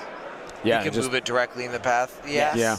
I think Luke's path is so wide open that you can't block all of the possibilities very much. You can push it back, or you can stop the most optimal position for it. Yes, the optimal so in that moment, you could stop. Because right now, if both play, this was an orbital strike and a preservation. Yes. Okay, so we're just playing it. So that's Oscar's orbital because Luke has already played his. And then I think Luke rolled a blank there. Oscar's got priority. Yeah. Yeah. Okay. So in this instance, which payload moves first? Is it blue player? So blue gets to go first, and then he gets blocked before Oskar. No, Luke's red. No, Luke's blue. Luke's blue. Of course. So yeah. Luke gets to move his, and then Right, so ignore what I said. and then Oscar would potentially just try and that block is something you can do. Yeah. When you're a red player. And you know you're just going for kill when you're points. blue player. Yeah. When you're just going for kill points, you can use it to zone off and stop things. Yeah. Displace the enemy. So Oscar giving orders to B1s, Kalani, B2s. I did. Yep, all of his B2s, all of his core. I worry a little bit about this for Oskar though. So Luke obviously played Orbital Strike early. It gave him some good tempo on that BX unit. He got the kills on early. Right. But here for Oskar, like it slows his tempo down because his first activation is going to go with the commander, generate some tokens for them BXs on that top of that building. But then he's got to wait before he can do a big pump shot, which gives Luke the opportunity to hit something first and then run away. Or like hit a unit that's before it gets to shoot with them tokens. Yeah. Right. Luke doesn't have anyone in range of this cart anymore, correct? In its new position? Not at this moment, yeah. Some comments in the chat about whether or not this payload game is being impacted by the new payload rules. I don't think it is, honestly. No. Like, Oscar's path has to deviate for a little bit from a perfect line, but that building would be pretty tough to go over even with old rules. Yeah. Well, you would have ignored all height issues in the old rules, though. Right, but you can't land halfway in between the height levels, you know? And there's enough changes in height levels that you would still be hindered a fair amount. I think you had to go round the only thing. And you'd have to climb with everything to join it. The bus transport thing that we were talking about earlier with the seats. Yeah. I think you had to go round that. So that's probably that's such a minor thing. Okay. Yeah. But well, and seeing that he could have inched himself to the left or right 2 inches without really hindering where the choice his was. objectives were going to land on the opposite side. So I don't think this one has been crazily impacted by the new rules. I'd agree. Because of this map and deployment. Oh, got batteries. Yeah, we have batteries. All right. Do you remember a time when payload was poo-pooed and no one wanted to take payload? Why has that shifted now around these days, do you reckon? So everyone would like, oh, payload's rubbish, never take payload. But it seemed we've had 3 payload games on stream this weekend, I think. Yeah. Minimum. I think there might be 1 or 2 more, but EXD are good at it? Yeah. I'd say it's EXDs because every time we've played it, it's been EXDs. Yeah. So. And that's because I think they're great against clone balls who don't move and shoot. And both of these players have payload in their objective cards. Yeah. So. All 5 hits from a B2 Ha with B2 Ha. Yeah, that's a nice shot there. Nice. Is that in the Magna droids? That was just the range 3 then with the extra dice. Yeah. Nice dice. All 4 blocked if there was a surge. Or all 5. Wait. 4 blocks and a surge. Yep. Spends it. Nice dice. Spends a dodge and a surge to cancel it, but does. Small aside, had a conversation with Oscar's other half, who's literally watching the game with us. Her name is Justina. She painted the models. She's also a Golden Demon person. Oh, no. Wow. Yeah, so props. Bravo. Props. Painting Golden Demon stuff. I just said about your painting and the golden. Yeah, so Yeah. That's fantastic. So I said to her, did she play? And she says no. She does all the painting. That's awesome. Proper. It's a rally roll. Couple teamwork. Louisa, if you're listening, why aren't you painting? Well, brave statement. Brave. Don't worry. I'm sure he won't get stopped at an airport again, Louisa. All right, we've got Magna droids. It looks like Luke's measuring there to figure out. The thing with the orbital strike play this turn, I think, is pretty all right for Oskar. Shot from Magnus. It looks like a crit makes it through. Yeah, crit. Get it? Connects. Is the position that Luke Cook had to place his payload card in? Yes, it is very open path, but it looks like the entire range 1 circle around it is pretty exposed. So if any one of Luke's units is going to even end the activation in able to push that, it'll get orbital struck. That's true. Yeah. So if I was Oskar, I think I'd be holding orbital strike till the very end. So he's doing the reverse of what Luke did. Oh, the exact same, sorry. Yeah. Because Luke waited, didn't he, with that? So Luke taking a shot with the Same Magnus there. tactic for different reasons. Yeah. Yeah, Luke taking a shot with the Magnus, deleting one model, and then moving behind line of sight cover there with that building. Nice. No units dead yet. So how many B2s are actually dead from that unit? From that unit, it's hard. It's hard because he's got 2 units crammed in there, so I'm not entirely sure. 2 in that gap. Yeah. One. Yeah, they're all in the disco underneath there. Yeah.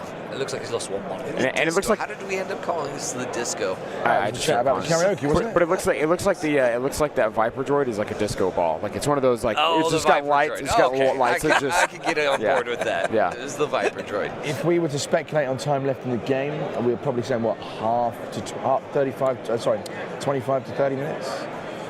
I would guess around half an hour. Yeah, that sounds about But right. I wasn't as good about looking at my clock for. No, I didn't see what time they actually started. So that is on me. Oscar maneuvering. Oscar's got good position to hide behind terrain still while pushing his cart. Yeah, so Oscar just looks like he's moving these BXs. Just in safety, as there's only a unit leader and a sniper back there, so. Yeah, that 2-man or that BX squad Luke worked so hard to soften up has just been out of sight. Yep. Since. Yeah, because if this comes down to kill points, you don't want that unit dead. So. Yeah, I mean, and this is how we can inadvertently go to the ties. These players are not being obnoxiously cautious. They're taking every shot they can. Yeah. But when you have defensive tech like this and you have the amount of bodies that droids have, it's very common for 1 or 2 bodies to be left and they just run away. I think that was Kalani going there. Especially when they've got the larger squad sizes. Yes. That's why that's what I'm getting at. Yeah. These 6-man, 7-man, 8-man units. I think B. Not often they get wiped in 1 shot. Way to go there. He threw down 2 aims, 2 dodges, and then gave a dodge to the.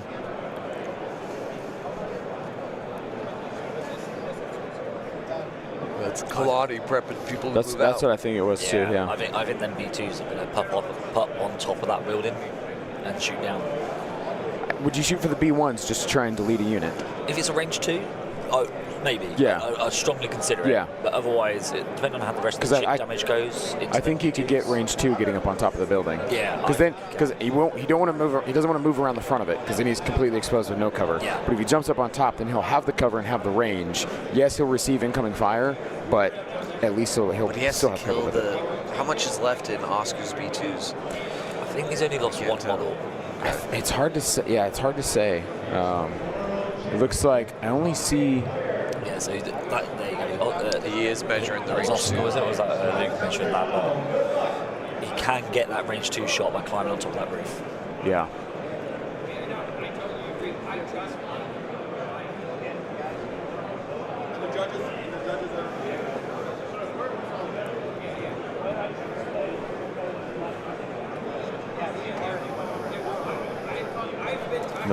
Another line of sight call here.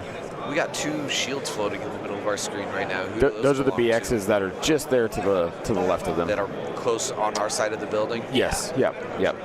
Yeah, the like all blackish BXs. That's theirs because his other 2 BXs are on the far right side. Does he have 2 squads of BXs over there? Yeah, the white and gold and the bluish gray.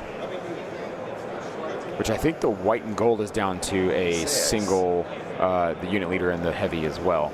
So I think Luke's BXs. Yeah, because they got shot at. Remember, he moved that guy up around. I think he got shot at a couple times and was only picking 1 up each time. So Luke doing the same thing there with. Pretty similar then. Yep. Except for maybe the B2 squad. B2 squads. Yep. I think that's the only difference right now. So looking at Oscar's unit cards, it looks like he's only spent 2 hills so far. Can you tell for Luke? Out of 6 heals? Yeah, he's got. I think he has 3. I can't. Can you see Zayden down Luke's sideboard? If there's any wound tokens there? I don't see any. Luke also doesn't put his cards out because he just knows them.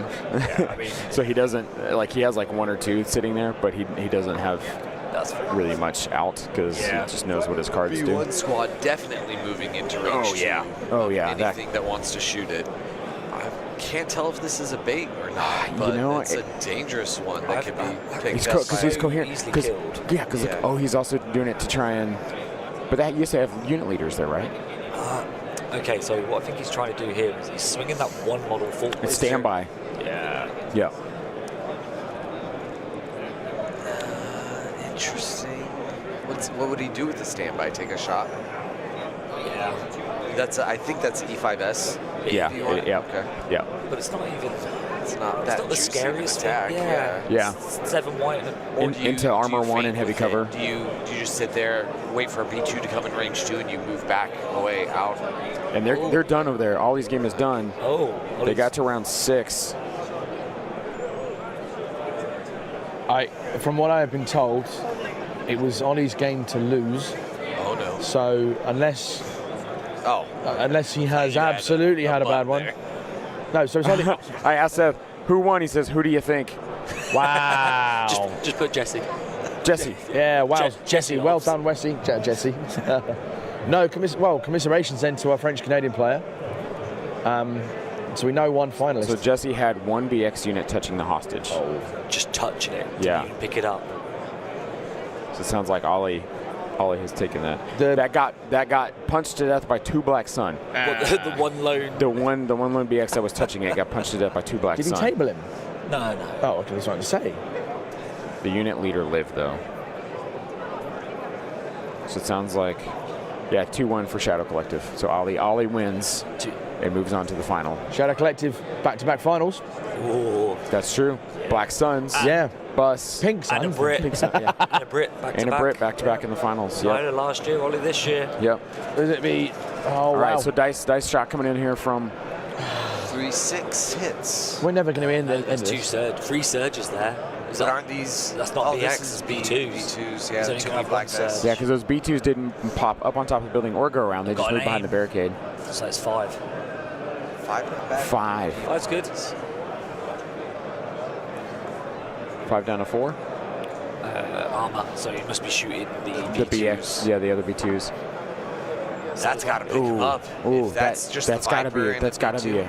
No, I think there's 3 or 4. All right, so this is gonna be hard because he's got to figure out. He's got to get under there to get those units out. So, Viper's the last one to get picked up, right? no, it's not. It's not a non-combatant. Oh, it isn't? Nope. I guess it has a gun. So there, so this is where it's kind of tricky because he's really stuck those units up underneath there. Someone got tweezers. Yeah, right. He's pointing. I need that guy too. I need that guy. Using a range stick to help drag this. I mean, that's what you do. This Yeah, is that's Legion Cockles surgery. coming out of karaoke last night, right there. Being dragged Yeah. out.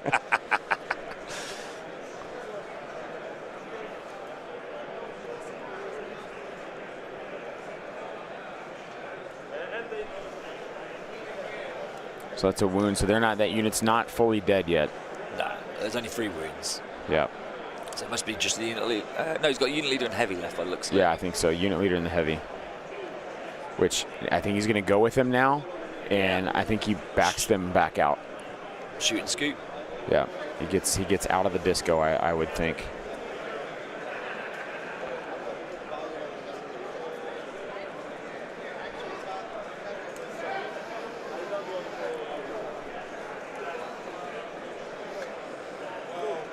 So that's a harsh shot for 2.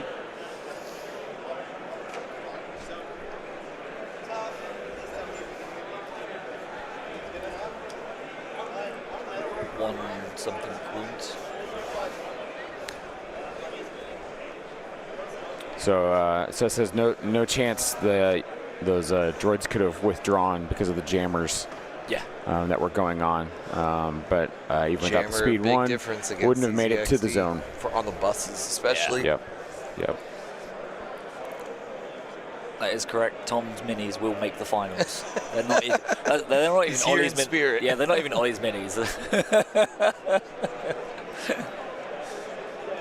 Oh, that's great.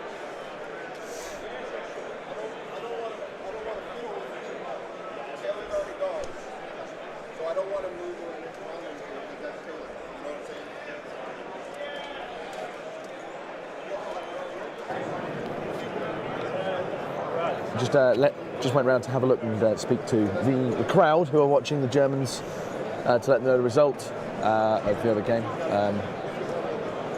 They were like, oh, not a Brit. Also just met Oktober's family, lovely family. They're off to. He's spending 2 weeks in Chicago. Oh, I didn't know his family was here. Yeah, they. Awesome. I thought I just saw them standing there. Yes, they were. Yeah. So I just met and said hello. Stupid monitor. His wife used to work in Disneyland, so they're going down there in Florida. Oh, so, yeah. fantastic! And met his son, so it was nice. All right, so what do we?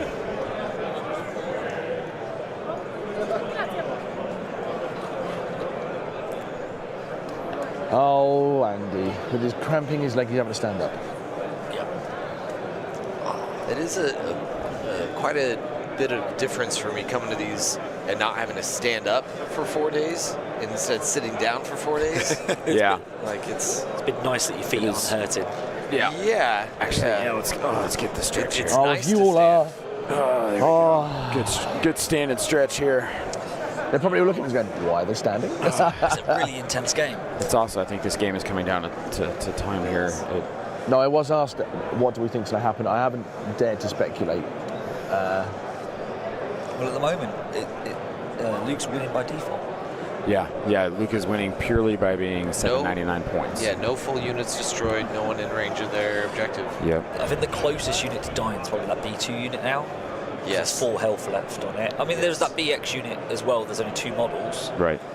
But it's hidden. They're hidden. Very well They've got. Yeah, both of them have two BX units on 2 models left that are both tucked completely out of cover. But Or in cover. Oscar is very well positioned to move his cartless round. Yes, Yeah. he is. And this is round 3. We thought originally that round 3 they wouldn't get close enough to score anything. I think that's probably still the case. Because it's round 2, or it's range 2 that you score. Range 2 is the first scoring. He's going to have to go around a corner. I think again he's going to displace He's going to displace things again. Yep. I mean, they've still got to go. Right. Units, but Well, those B1s are done that are on the cart there. Those B2s are actually done too. They went. So both those units are done where they're at. I'm going to make a bold assumption. I think. Do you think they'll get to play the next rounds? I'm not sure. I don't think so. No, I think it's too tight. I think it's going to be way too close to. On a hard dice down scenario with payload, do you still move the cart if you end in the middle of the round? End of round. Yeah, because you still have to. It's just like scoring intercept or something the at end the of round end. process. Yeah, because it's not the. You still remove your suppressions and things like that. Okay. So that's something they need to be aware of, or they should be aware of. So Luke moving some. Staying outside of the range 2 for the standby. Yeah. I think he's just going to back up and still get a full shot into those B1s from his BX, which that could be huge. Yeah. That could be really big because he still has other BXs to go, so he could fully just wipe a B1 unit here and then have some kill points on the board. So I think we're seeing Luke has just abandoned his cart. Yeah, I think he said, you know what, I'm not scoring. I know I'm not going to get there. So then Luke can maybe allow Oscar's cart to move once, but he has to stop it after that. Yeah.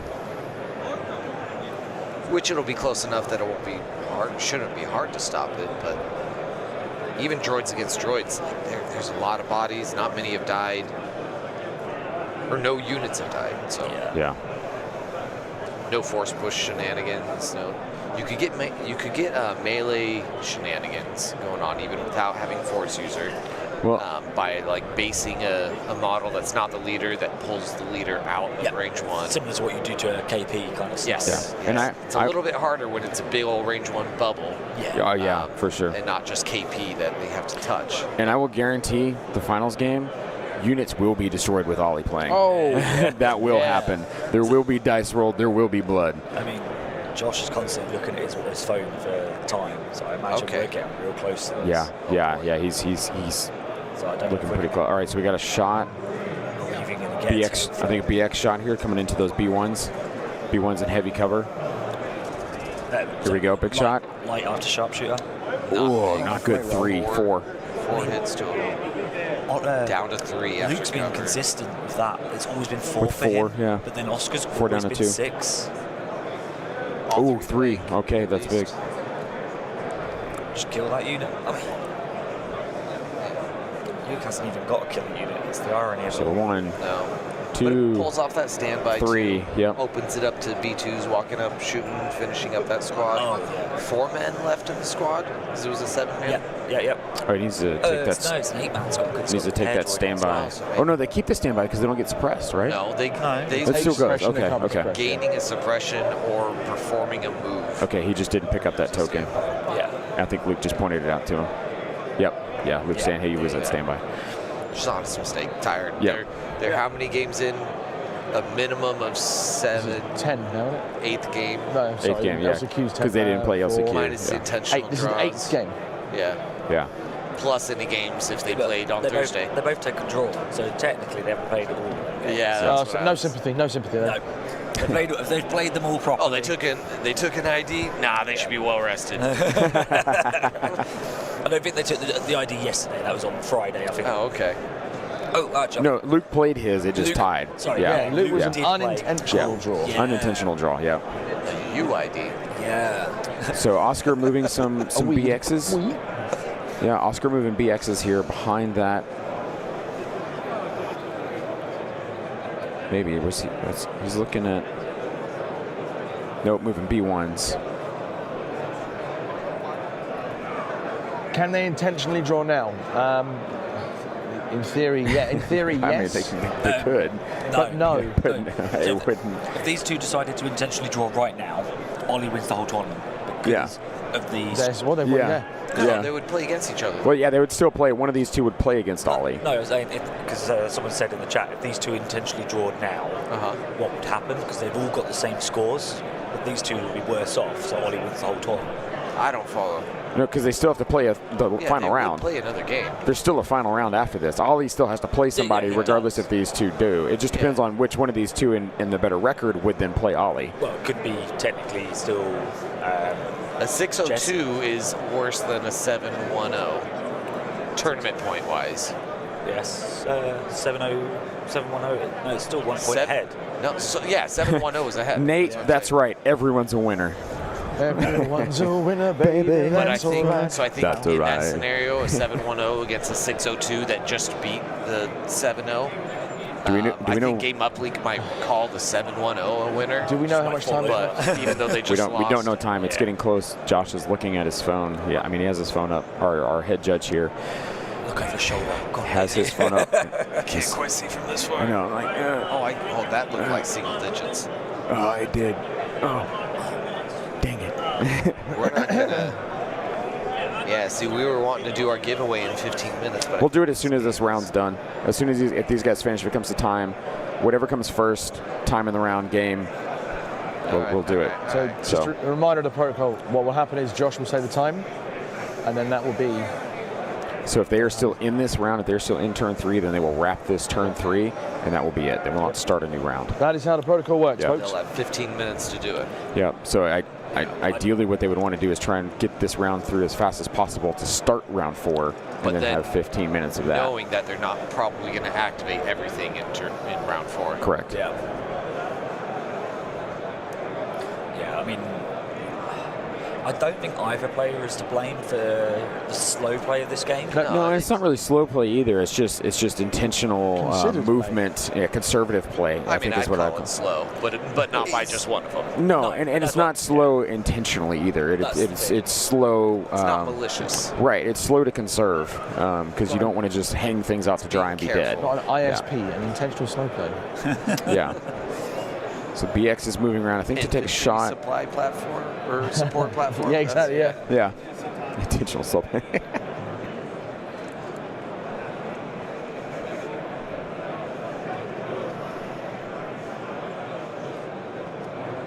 So you can see there those BXs moving up behind that building, taking a shot over. Oscar's counting dice currently. Wow. Yeah. 2 from a BX shot. Twice. Sad dice. One after cover. Sad dice. Shield bounces to shield. That's sad dice. Neither player has used the recover card yet. No. Did Luke not play No, it for round 2 they did the. No. Round 2 they both did Roger. This round we had an orbital strike against preservation. Preservation, protocols.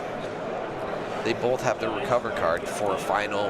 All right, Luke measuring. Final push to. If they get another turn in, I think you play that card no matter how many shields are spent or not. Absolutely, just because they're not going to have a fifth. So Luke is asking what does Oskar have left to go with. So they're comparing to see what's. I'm trying to look at the head judge's phone here. He's being very discreet with it. Just stand on the chair. Oh yeah, right. People are like, what is Zane doing? All for. I am a big proponent of chess clocks at finals. Yeah. I don't care what excuses you have of how skilled the game is. Like, you should be able to do it within the time. But also, you shouldn't be taking more time than your opponent. Yeah. That's the biggest thing that you want to hedge. Yeah, and I think in this game it has been very, very fair between two. They have both taken this, I think, the same amount of time. Oh, absolutely. I agree there. Yeah, that's why it's not an issue. Yeah. Ooh, okay, we are getting very close to dice here. Digits. We know the time. We will not tell it. Yeah.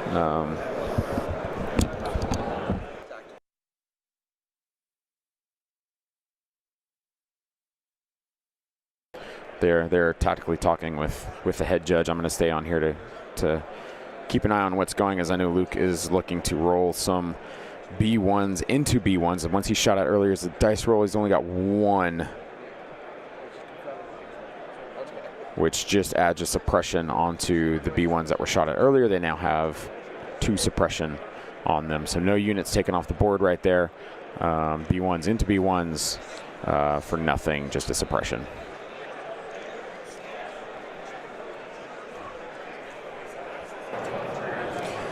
Very tight game here from both players. Yep. Both knowing what's at stake. Tight game. Yeah, tight game.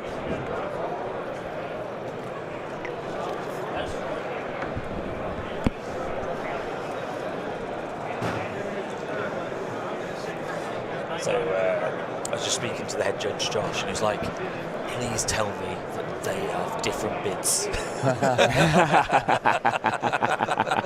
And as soon as like, oh yeah. 799, 795, he's like, sigh of relief. It's like, oh my God, I don't want to draw. So apparently he's texting all the other judges going, what do we do if it's a draw? Dance off, baby. Glare on those tokens. Can't quite tell how many are left, but I'm willing to bet they don't get a turn 4, round 4. I don't think so. Going back to obviously like chess clocks, or You're gonna go to a top down and see how many units might be left to activate. Getting an equal share of your time. Right. If you go back to Anton's games yesterday, They might. I think that even when he had 14 activations and as Matt had 9, I felt from watching it that they were still an equal split on who spent the most. That's good. Because you saw him go. As soon as he goes, I've got this is 1, 2, 3, 4, 5, 6, 7, 8 paint. That's from Oskar. That's from Oskar. Every time. And Luke's not getting that kind of results. That is big. Where's he shooting at? The question is, what is he shooting into? That's some BXs. That's Save 3. Is there a surge, hopefully? With a 4th surge, could be 2 wounds. 3 saves. Into which unit? It's like around that corner there. Oh, yeah. Does that kill one? Nope, they are still alive by 2. So that is a BX unit alive by 2 is a big shot. If he No. The other one is the sniper. He's right there. So there are 2 left in that BX squad. So spend his 1 surge left. Yeah. So that's huge. Oscar's biggest hope now is really getting the next turn and then maybe offing that unit and attempting it off another unit. I don't know if he does, because Luke still has to go with that unit, the other BXs as well. I think he has 2 or 3 left to go, and I think Oskar has 1 or 2 as well. So I don't think we're going to make it past this turn. Darn. Luke has to finish off this B2 that's in the disco. Yeah. Yep. Disco. Yep. That's true. He's got to drag out the discos. I think that's the best chance to kill anything, Luke, he's got 2 options. He's got that B1 unit in the middle that's only 4 models. Or he's got a B2 unit there, which is 2 models. Yeah. Now, the B2 one is technically harder to kill because it's got the armor in there. Right. But it's safer to kill. Yes. It's 2 models, so they're 4 wounds each. 4 wounds Is that each, where but we're one's at? got armor 1, but one's... Yeah, ignoring cover on both, he's going for the B2s. Yep, I think so. Range 2 shot here. I think that's a good... Yeah. Because it'll have blast. And guys, we will do the giveaway when this match is done. As soon as this match is done, we will do the giveaway because we don't want to do a giveaway right in the middle of this wrapping up here. So intense. yeah, this is very, very Logan, down the wire. For the donation there. Yeah, Logan, appreciate it. Yeah, Oscar's commander. He's spent all the time with the weapon, hasn't he? Oscar's been, yeah, he's been, because he played that this turn, didn't he? He did. That is this turn. I don't know. All right, B2s here. Moving up. This could be a huge roll. This could be. He's got an aim. Yeah. Spend a surge. Aim and a dice. dodge, surge, aim, dodge, surge on these B2s. Entry word has not been given out yet. Nope, not Mr. yet. Evan. Dr. Evan. He doesn't. He won one yesterday. Though. Oh, he did, yeah, because I've got to get him. So it's the cutting mat. Yeah, so we actually forgot nice. about what? All right, here we go. Shot from Luke. Mr. Cook. Oh, 3, Fine, 6. good dice roll. 2, 4, 6, 7. I see 7. There's one at the top. No, it's 6. 6. Okay. So reroll 2 black, 2 more. 5 after cover. 7. No 6. cover, blast. Or Blast. after armor, I mean. Oh yeah, armor. So 6. 6. Ooh, this could be this is a big roll here. We Six, need he nice. needs 4 to connect. He needs nice dice. 4 saves. All right, big roll from Oskar. Surges. That is so close. Does he? It does have 2 surges. Does it take the unit That'll out? pick up the unit. That's the dead unit. There's the leader. He's grabbed. Oh, hang on. Is that? No, No, he's got. oh, I thought it was a PK. He's a PK there. Oh, he's got the PK. So that unit was still. The unit is alive by 1. Wow. Alive by 1. That is. That is health. huge. He has got a BX unit to go with, right? So Oskar. Here's the orbital strike coming in. Orbital strike. Orbital strike. Straight over the orbit. Orbital strike. Like the planet. Is it range 4 plus? Yeah, 4 plus. So no, can't be within range 3. Yeah. So he's looking. Oh, I think he's aiming to shoot the B2s. I think that's negligible. I mean, he's going way too close to get to the B2s. Or he's just going to shoot. Or maybe he's just going to shoot. the BXs around Oh, that the corner. BXs. Yeah. Is Kalani the lethal or is he the Pierce? No, it's an orbital strike. So Oh, but in his own range weapon. Kalani's nothing. Lethal. Lethal, thank you. That's right. Is he All right, lethal? we've got Lethal you or- getting. Yeah, Sharpshooter. lethal. I was wondering if he's lethal or the Pierce because the other one's the other one. Is he able to see that model? There's 2 of them there. There's But it can't kill the squad. Exactly. That's the important thing. so there are 4 That's into. that was pretty good. And there is 2 shields Just here, rolling. right? Has 2 shields as well. So he spent 2. no shields, loses 1. He's fine. Yeah. And it is in that. Just run with them. Oh yeah, yep. And that unit still is very, very full. I think there's 3 guys still on that unit back there. It's impressive, by the way, Luke. Put a second one down, please. Josh is now going over. I think that is time. Yeah, they have now. This is it. So they are in 15 minute. Yep, they're in 15-minute runoff now. Not going to round 4. I thought Oskar offered his hand for a second. I thought you did. 15. Yep. All right. Yep. Josh showing us we are in 15-minute runoff. So Hard this will be it. It's very harsh, man. Luke just looking for something. He just rolls a. Double blank. I think that was a suppression rally roll there. Yep. I think he's trying to figure out here. He's got if he can 100% the win by getting that B2, because I don't think he's got anything in return. Yeah, I don't think he has anything. So if he can get that last B2 off, that could be. I mean, if there's no shots coming from Oskar, he's still won. He doesn't need to kill B2. No, true. That's true. He just needs to not die, and he needs that card All right. to not. He's getting on the roof. He's getting on the roof to shoot. Risky, because if they die, if there is a shot available somewhere, There may not be. This may be like the last unit here. All right. We've seen a lot of tokens flip. All right, here we go. Shot from Luke. There, it's hard to see. 1, 2, 3 with a crit. so armor 1 takes 1. Oh, takes it. Oh, that's it. That could be what wins the game right there for Luke. Yep. Oscar The His handshake. That was it. Yep, that's what did it. As soon as the B2 went down, Luke Cook wins, beating they Oskar by 1 B2 unit being destroyed. Yeah. Wow. Must be clearly out of getting the card. Oh yeah, across. yeah. Oscar's card is all the way down on the bottom right. Luke's is all the way top left. There's no range 2 there for either player. I don't think Luke was moving his payload though at all. Yeah, no, he wasn't. Well, I mean, so we have this cart. That's Luke's. That's got a. Nope. That's Luke's. How did Oscar's not move? Because it will move. That is it will. Okay. And that's where he's showing him like. I kept panicking, thinking that No, Luke's cart was Oscar's. I was like, that's pretty close to range too. No. But yeah, Oscar's right there. All right, guys, and let's do this giveaway here. Finals. God, I don't want to say it, but it's got to be. I was going to say USA because Luke just won, right? Yeah. So USA in the chat, guys. so USA, throw USA down in the chat for Luke winning that match. We're going to give away 2 red dice, red attack dice here, the marbled ones, and then there's 2 Mandalorian Resistance alt-art cards in there. Got 2 minutes. I'm watching my watch right now, so in 2 minutes. The keyword is USA. USA is the keyword. USA. Do not type twice. If we catch a double type, we will skip it. All right, throw it in. USA, guys. It's USA is the word. USA is the word. USA is the word.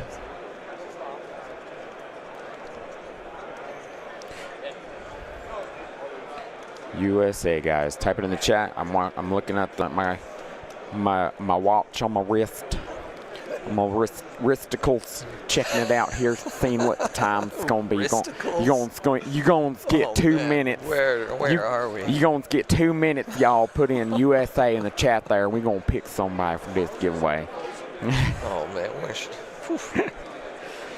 if you can't tell, we're a little tired here. Yeah. A little loopy. Yeah. It's all right. It's good though. It's good. Guys, it's been a fantastic Worlds. What's Fantastic our time Worlds. On this giveaway. We are at 1 minute. 1 minute, guys. USA, drop it in. Do not double type. Yep. Do not double entry. We will skip you. Yep. Thank you to all 404 of you watching right now. Awesome. Fantastic between the simulcast of That's No Moon and Yavin Base coming together in a collaboration here. That has been absolutely fantastic to have this entire weekend. Yeah, it's been great. Dream team. Yeah. Dream team. We will, after this match, we will scrap this table, put a new one on, take a lunch break, and I will get you guys a time for when the next game will start. We have 20 seconds left. 20 seconds left. USA in the chat for double red attack dice, marbled, and 2 Mandalorian Resistance alt art cards. Do not double enter. 10 seconds. 10, 5, 4, 3, 2, 1. Stop typing. All right, stop typing. Entries. We are going to pick it now. No more Stop typing. We're going to pick our... Give me a second. Pick our person. Pick here. Cookie.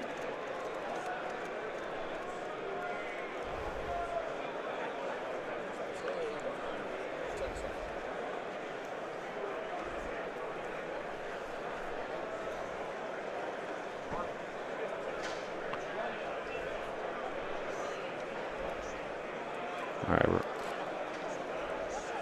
it's taking just a second here to get it. Anthony, USA. I see what you did there.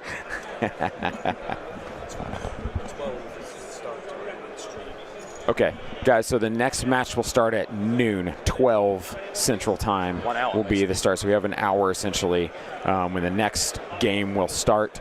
We will put this in just a standby in between these games as soon as we get this giveaway figured out here. I have some final thoughts. I went over and asked both players final thoughts on the game. Luke. So those of you who don't know Luke, Luke's a really humble person in terms of how he's. There's no. Yeah, man, I did this. He's a great guy for that. Yes. So I said, and he spoke like a man who'd lost the game. He said, he outpositioned me. He did this. I couldn't do that. I split me up with this, and he sounded like he was losing, or he was after a loss. He then ended saying, statistically, maybe the BX unit should have died in turn 1, and that would have made it a different game for him. Right. But he felt very bad about the outposition. Yeah. Oskar obviously naturally as you would feels very dejected. He was just like, no, it is what it is. It's a shame. Yeah. So that's the way. That's the way the game goes. Top 4 still. I mean. So yeah. Oskar representing. I revealed his opponent to Luke, and he went, Okay. Yeah. So our finals will be Luke Cook versus Ollie Dyer. Yeah, and that will be the third game for them. Last year's Worlds, Luke knocked out Ollie. Oh yeah. WTC in Spain, Luke and Ollie played, and Luke won. So we shall see. Okay, we have our winner. I'm going to try this at best. Maciej Banasiak. Maciej. Well, Maciej. Oh, yeah. Well, Maciej. M-A-C-I-E-J. Banasiak. Type boom. Boom in the chat, Maciej. If you can understand us. I'm hoping I'm saying your name right. Your name here. Banasiak. Watch everyone. Yep, that's you. That's you. Maciej, that's you. I saw you there. Yep, you just need you to type boom.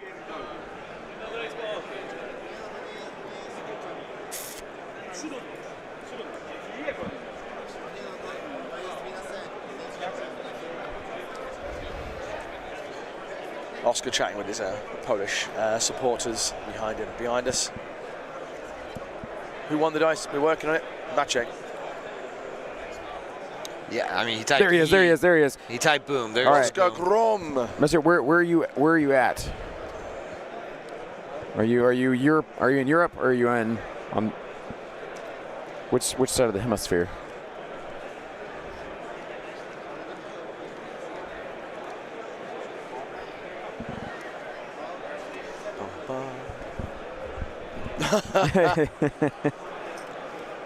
Are you aware of this phrase, it's coming home? Oh, yes. Oh, good. That's all right then. Yeah, I watched the World Cup.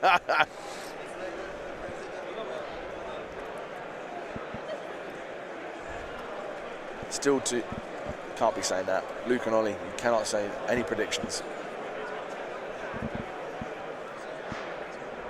Poland. Okay. All right.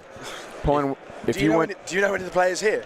Yeah, if you have any friends. If you know anyone here, it makes sense for us to just go, here you go, and then they take two for you. Yeah. Do you know any of the Polish players here, Maciej, and see if we can...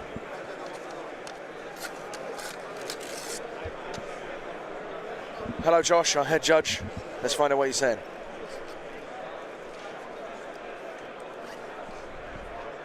Right now, our winner's at work watching on a 65-inch. That's amazing.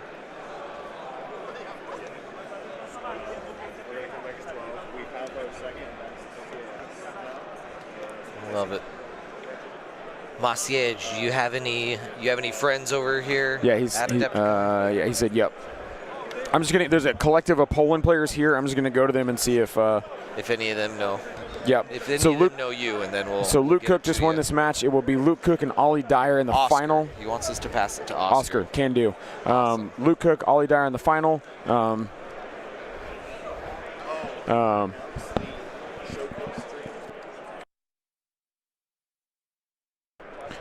Yeah, and we will have. I think we can. Let's see if we can figure out a way. So there is the showcase stream. It takes place at what time? 12 o'clock. So the same time our finals match starts is the same time that the showcase stream goes on. So, you know, pick what you want to watch or simulcast it. You know, have up That's the Moon, Yavin Base, and the stream from AMG going on. So noon is the showcase stream from AMG to announce new stuff coming out. There will be some reveals going on there for sure. At the same time, we will be starting this stream back up at noon. Yep. So. First thoughts, any initial thoughts on what is upcoming?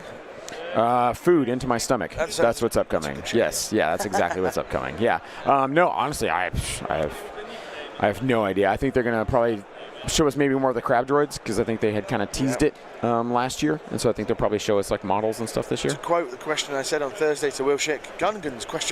Yeah, right. It might be. That could be a possibility, but I feel like Ewoks just released. I mean, that would probably come out in a year or so. Year, 18 months. Yeah, so that could very well be possible. He's hoping people. It would make a lot of people happy. I know that. Me, I think I'm gonna lie. Oh, we saw MB Dudu. Yeah, so so this final is Shadow Collective versus EXDs. Ollie Dyer is running Black Suns, some with Magnets and Frags, some with a scatter gun. 2 buses. 2 buses that are defensive with Gonk Droids and medics and comms jammers, and then triple swoops. And the demoralizer the bus could be interesting, but not actually really won't be interesting this one because they're droids. But it is what it is. Yep. Join us back at midday. Yep, we will be back here at noon, folks. Noon. Cheerio. That's no move.